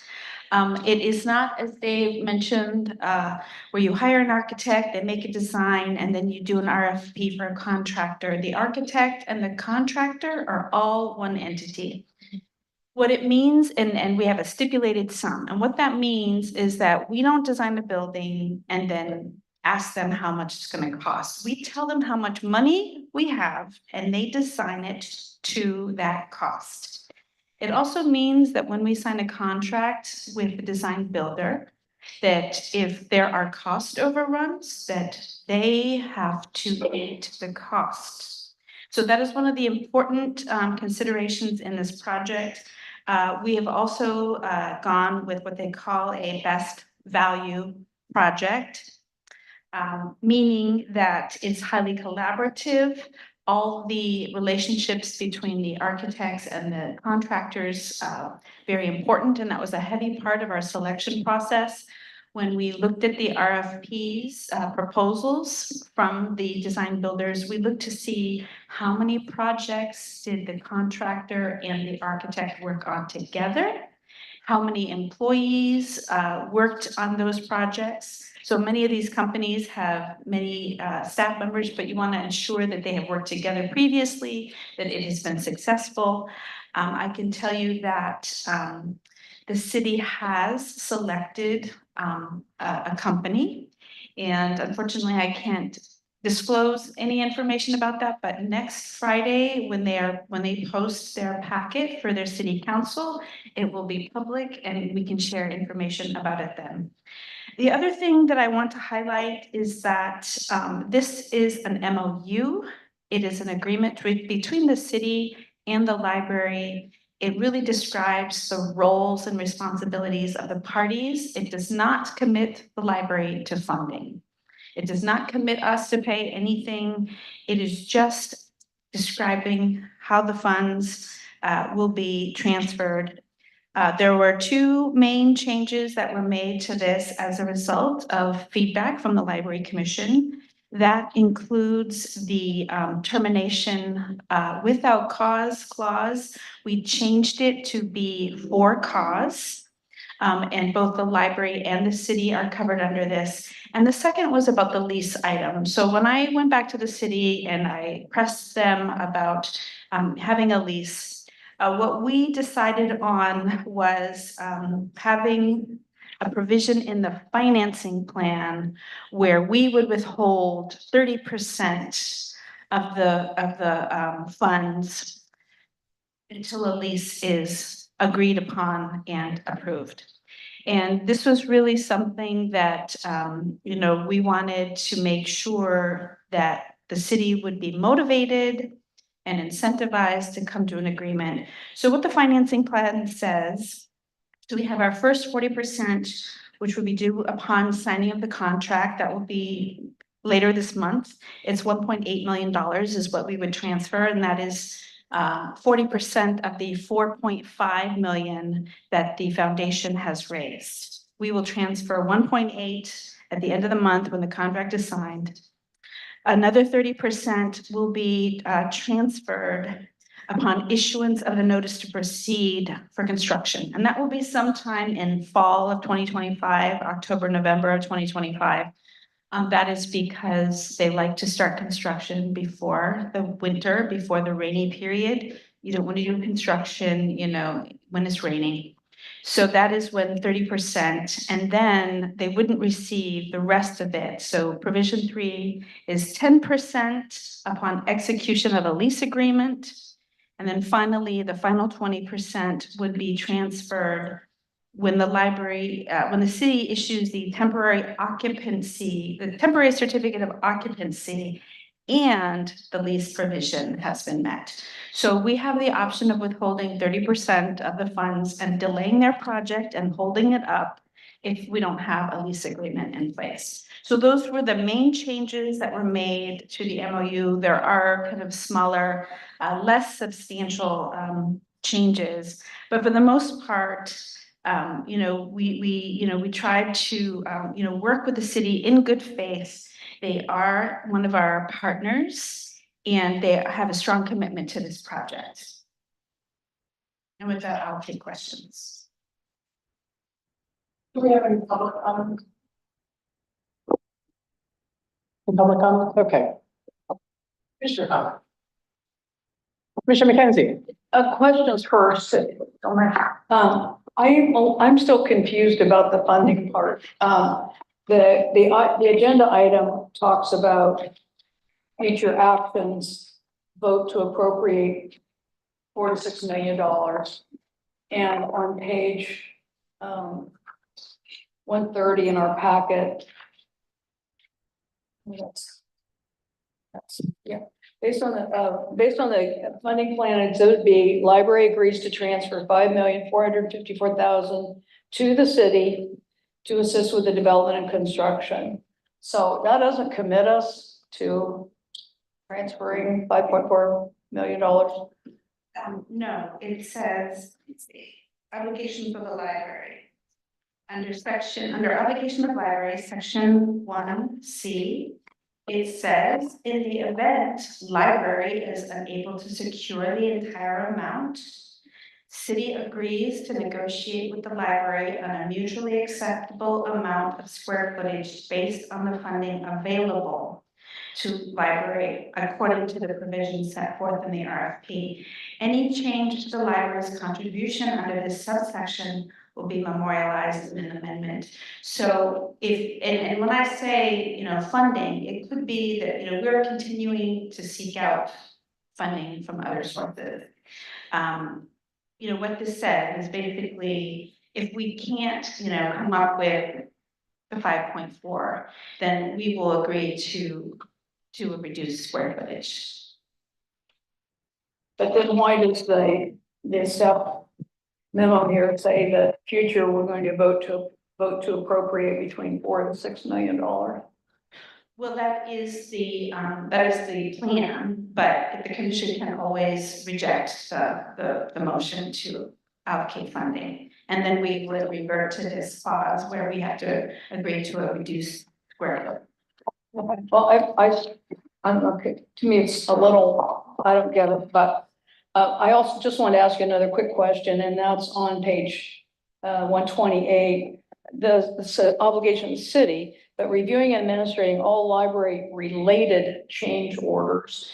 And we had a discussion the last time about change orders and whether the library was going to be responsible for all the change orders. And I don't know if we got that clarified, that if the library requested a change, the library should pay for it. But if this just says library related, not library requested. And I'm wondering if you feel confident in the language of this in terms of us being responsible for paying for change orders.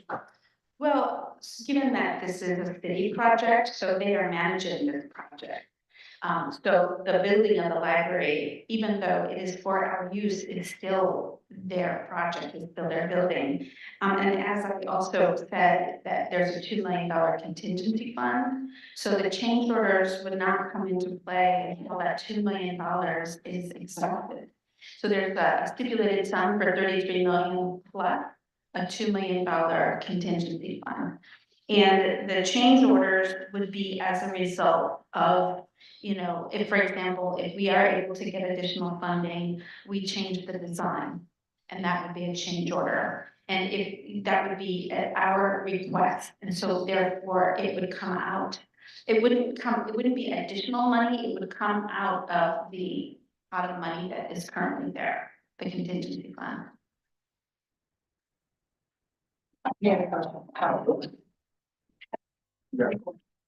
Question about money. That it's still confused. We have motion says $46 million, you know, and it keeps.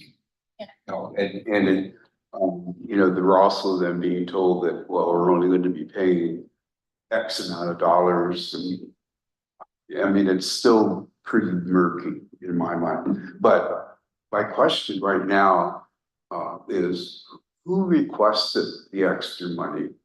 Is it something the city said that we need the money to complete the project, or are they saying we've got a project, we have money for a 10,000 square foot project, that's it, and then we offered to pay them an additional amount of money for the exercise? I mean, I'm confused about who made the request. Okay, first of all, the motion does not include any allocation of funds. The motion is to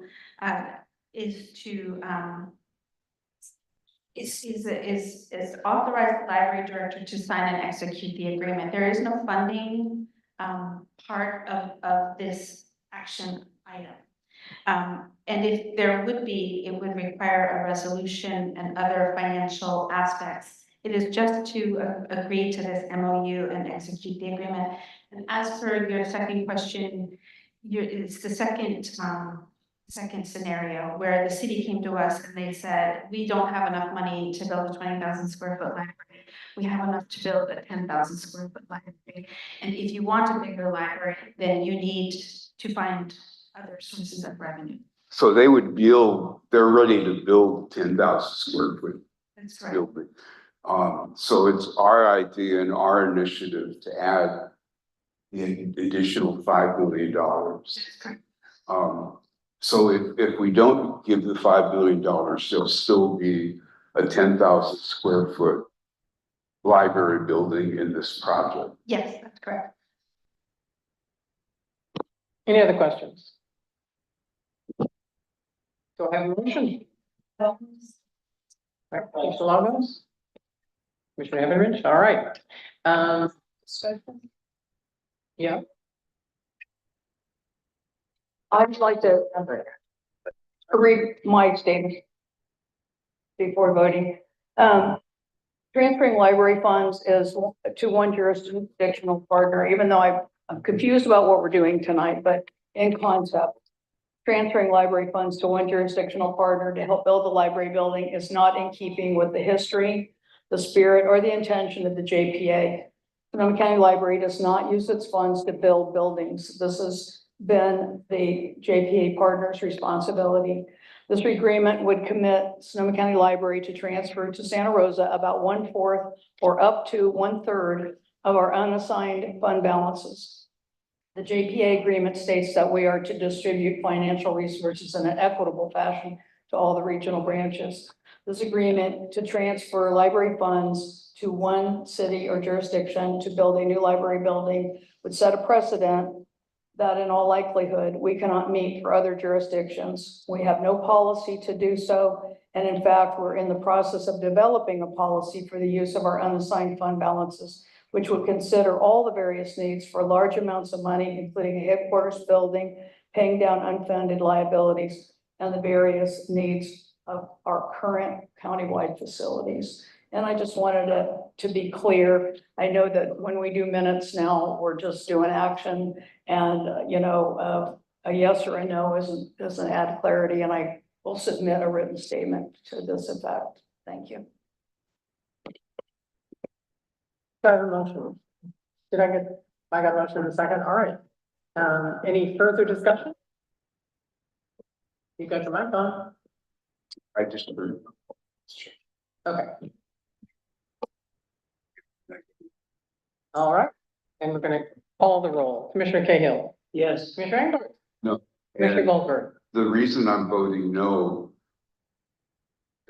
I've provided a document listing the reasons in more detail, but basically they're the fact that I think that the people of Roseland can get better and better library and more what they expected and what they asked for before the city of Santa Rosa said that they could not pay more than $10 million towards the project. I think that we could do better. I think Commissioner that. Engelbarth, this is the time for voting. I'm The I'm discussion, the talking time for about- discussion was I'm earlier. making a comment on my vote. That's Have what, you voted? yeah, I'm voting no. Okay. Yeah. Thank you. All right, well, Are you done? if you do what you want to do, this is the way this has been run the whole time. So I've got my statement. I'll add it to the, We can pause Agenda. the vote and allow you to make some comments. no, go ahead. You know, this is- All right. Commissioner Goldberg, Yes? Commissioner Green, Yes. Commissioner Heavenridge. Yes. Commissioner Lagos, Yes. Commissioner McKenzie, No. and I will vote yes. All right. Thank you. And thank you all for robust conversations. I know you're very passionate about this subject. Right, we're moving into the discussion area and 11.1 is the potential new venue for commission meeting. We were in Central Santa Rosa for the special meeting. Does anybody have any thoughts about whether we want to alternate, do you wanna, you wanna prepare us, don't you? Golly, and here I was ignoring. Everything that Chair Doyle just said, we have finished the upgrade in this. We had our special meeting, your special meeting in it a couple of weeks ago. It is centrally located in Santa Rosa. There are parking challenges a little bit, 6 o'clock after it's free. That has worked well. I'd like to hear your thoughts about whether creating a second alternate venue to host commission meetings. And if you have questions, I'm happy to. Public comment? Any public comment? I know, just, Come on. I believe the room you're talking about. That's correct. It's been renovated, yeah. Yes, that's correct.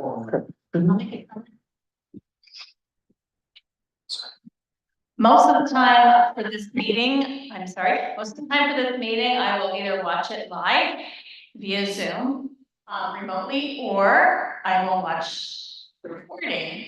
And it's very difficult to hear. It's very difficult to hear what the board members are saying, not what the person at the main mic, and certainly we can't see you either. So it's, it would be better if we could do something about echo and Public person to you? Are you saying when it's here or yeah. at Central? Okay. Yeah. Okay. All right. Question for, I'm sorry, Commissioner Green had her hand up first. Could you just clarify whether the parking lot that's across from Central, is that going to close or something going to happen to that property that it won't be available for parking?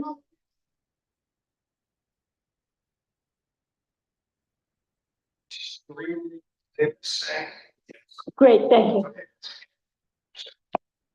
Commissioner Engelbarth. yes, I was talking to Commissioner Hale for the meeting. I found the acoustics just as bad, maybe worse at the forum.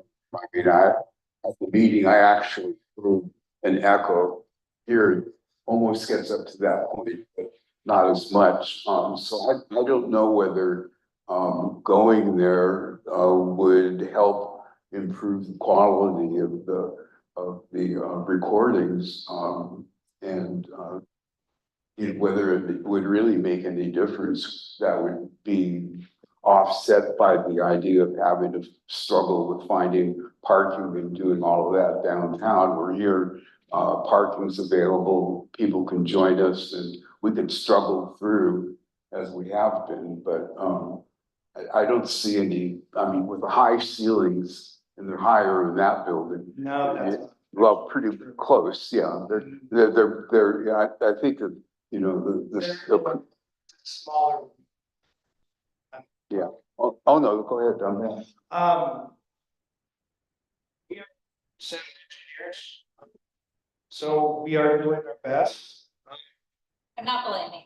No, I don't, just address, you say struggling, we've continually made improvements to the room. I think we've all, the sound has been fine tonight. Zoom has given everybody false senses of what they expect to see on screen. It's easy when we're all 12 people, 15 people in a little Zoom box when we have our 1-inch screen, but when we're trying to pack an entire room into that 1-inch block, it's never gonna be perfect. I'm sorry, it's just not going to be.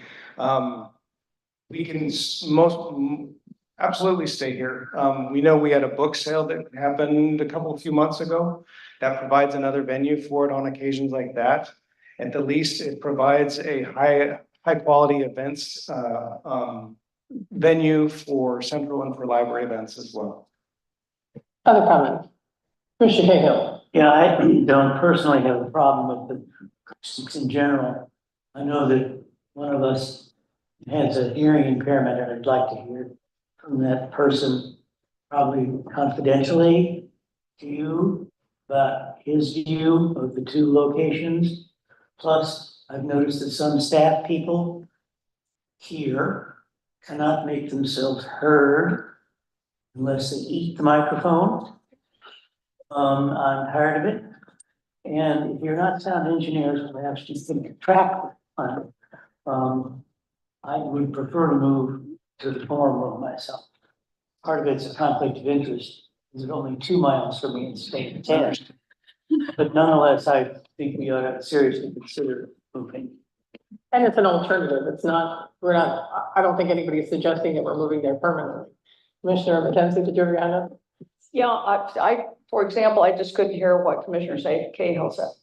I mean, he's right down there for me, but he turned his head and I couldn't hear.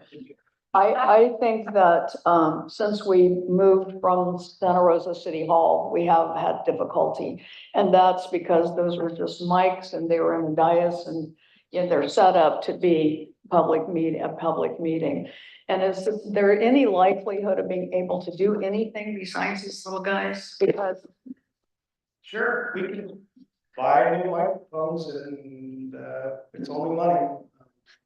well, it's a commission meeting. I mean, it's important, you know, and, you know, it's, important, you know, to be accessible to the public and stuff like that. I brought up the last time, you know, meeting back at HQ, although we were still under this kind of technology. And I responded that, it's just too small. But for the most part, we don't have all the demonstrators, and, you know, that was the kind of example, we couldn't accommodate everybody. But as a general rule, I just wondered if it would still be possible in terms of our second follow-up. I'm not trying to keep everything in Rohnert Park or anything like that, but I mean, it was harder, like going down there, that special meeting, and it's the parking issue, and there's, you know, I don't know. But I'm willing to do, you know, whatever the Room at Central is the room is so long and narrow, camera angles are hard to put people on screen. And so some commissioners were having the backs of their heads in the camera views, which is not ideal. And therefore, we have moved to another reason, we moved to a larger room. Other comments? I know I've had a turn, but took me an hour to get here. I would love it to be at least some of the time in 10 minutes. I think we Northerners would say that, yes. Sometimes it's nice not to have to drive all the way And down. remember that we're traveling at rush hour to get here for a 6 o'clock meeting, and it's very hard to anticipate what the traffic patterns will be from month to month. Well, along those lines, traffic, obviously, want to be in the midst of rush hour traffic when we go to Central. It's not too bad coming up to here, but, again, I don't want to be selfish and say just because it's shorter for me to get here, But if we do it, and I remember when we were in Central or in Santa Rosa. Having a hard time getting there in time because of the rush hour.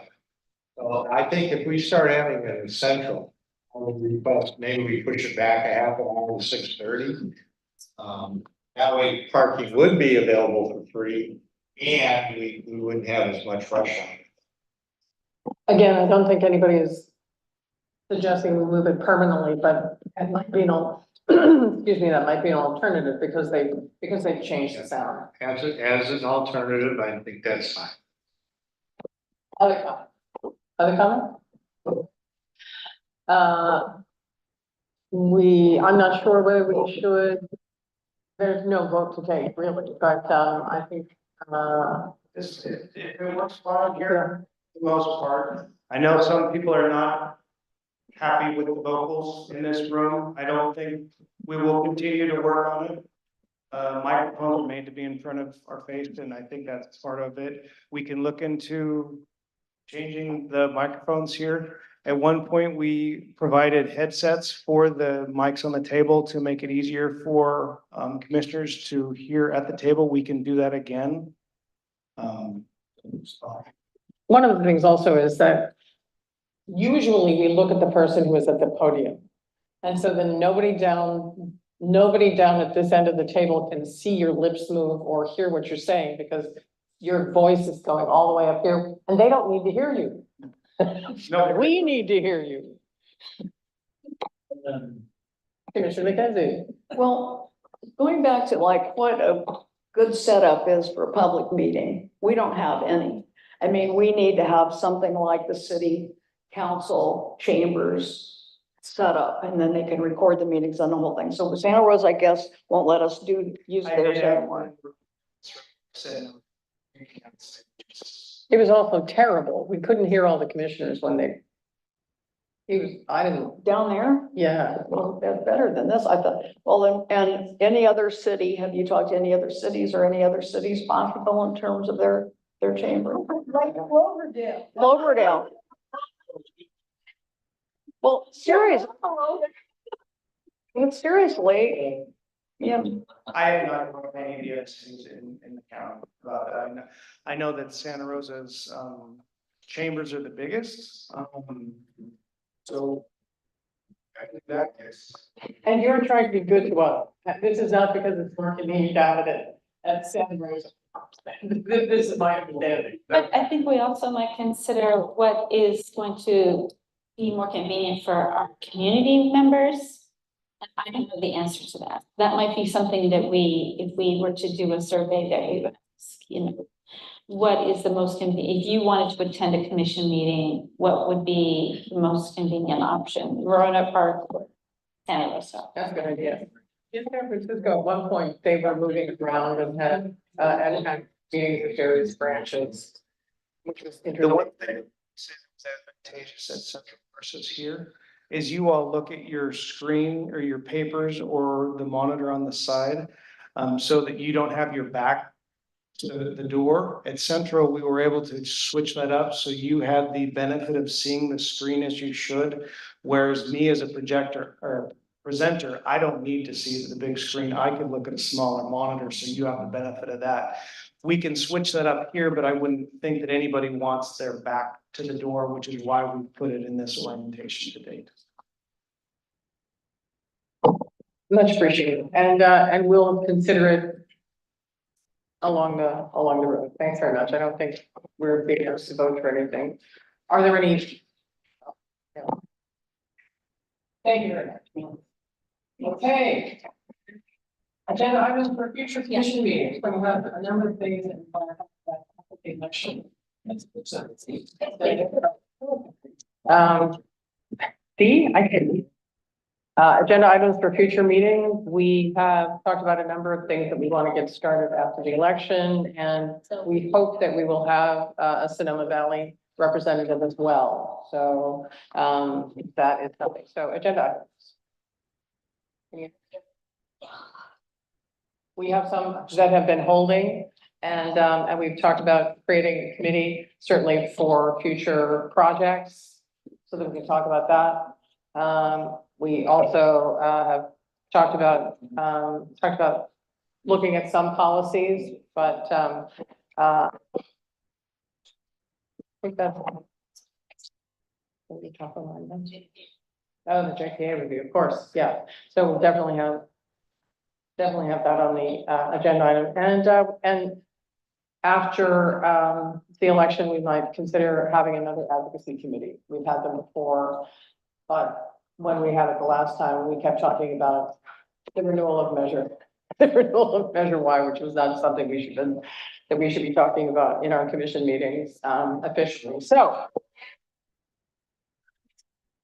And I don't know if it's staff that would do this or commissioners, but there was a thing earlier today where even though we passed to continue the legal contract or not, whatever it is, agreement, not a contract, that there would be, somebody would look into possibly updating the agreement if there was a better way to have the agreement. Review. All right, then the date and time of our next meeting is November 6th, Wednesday, after election day. See you here. Thank you, everybody.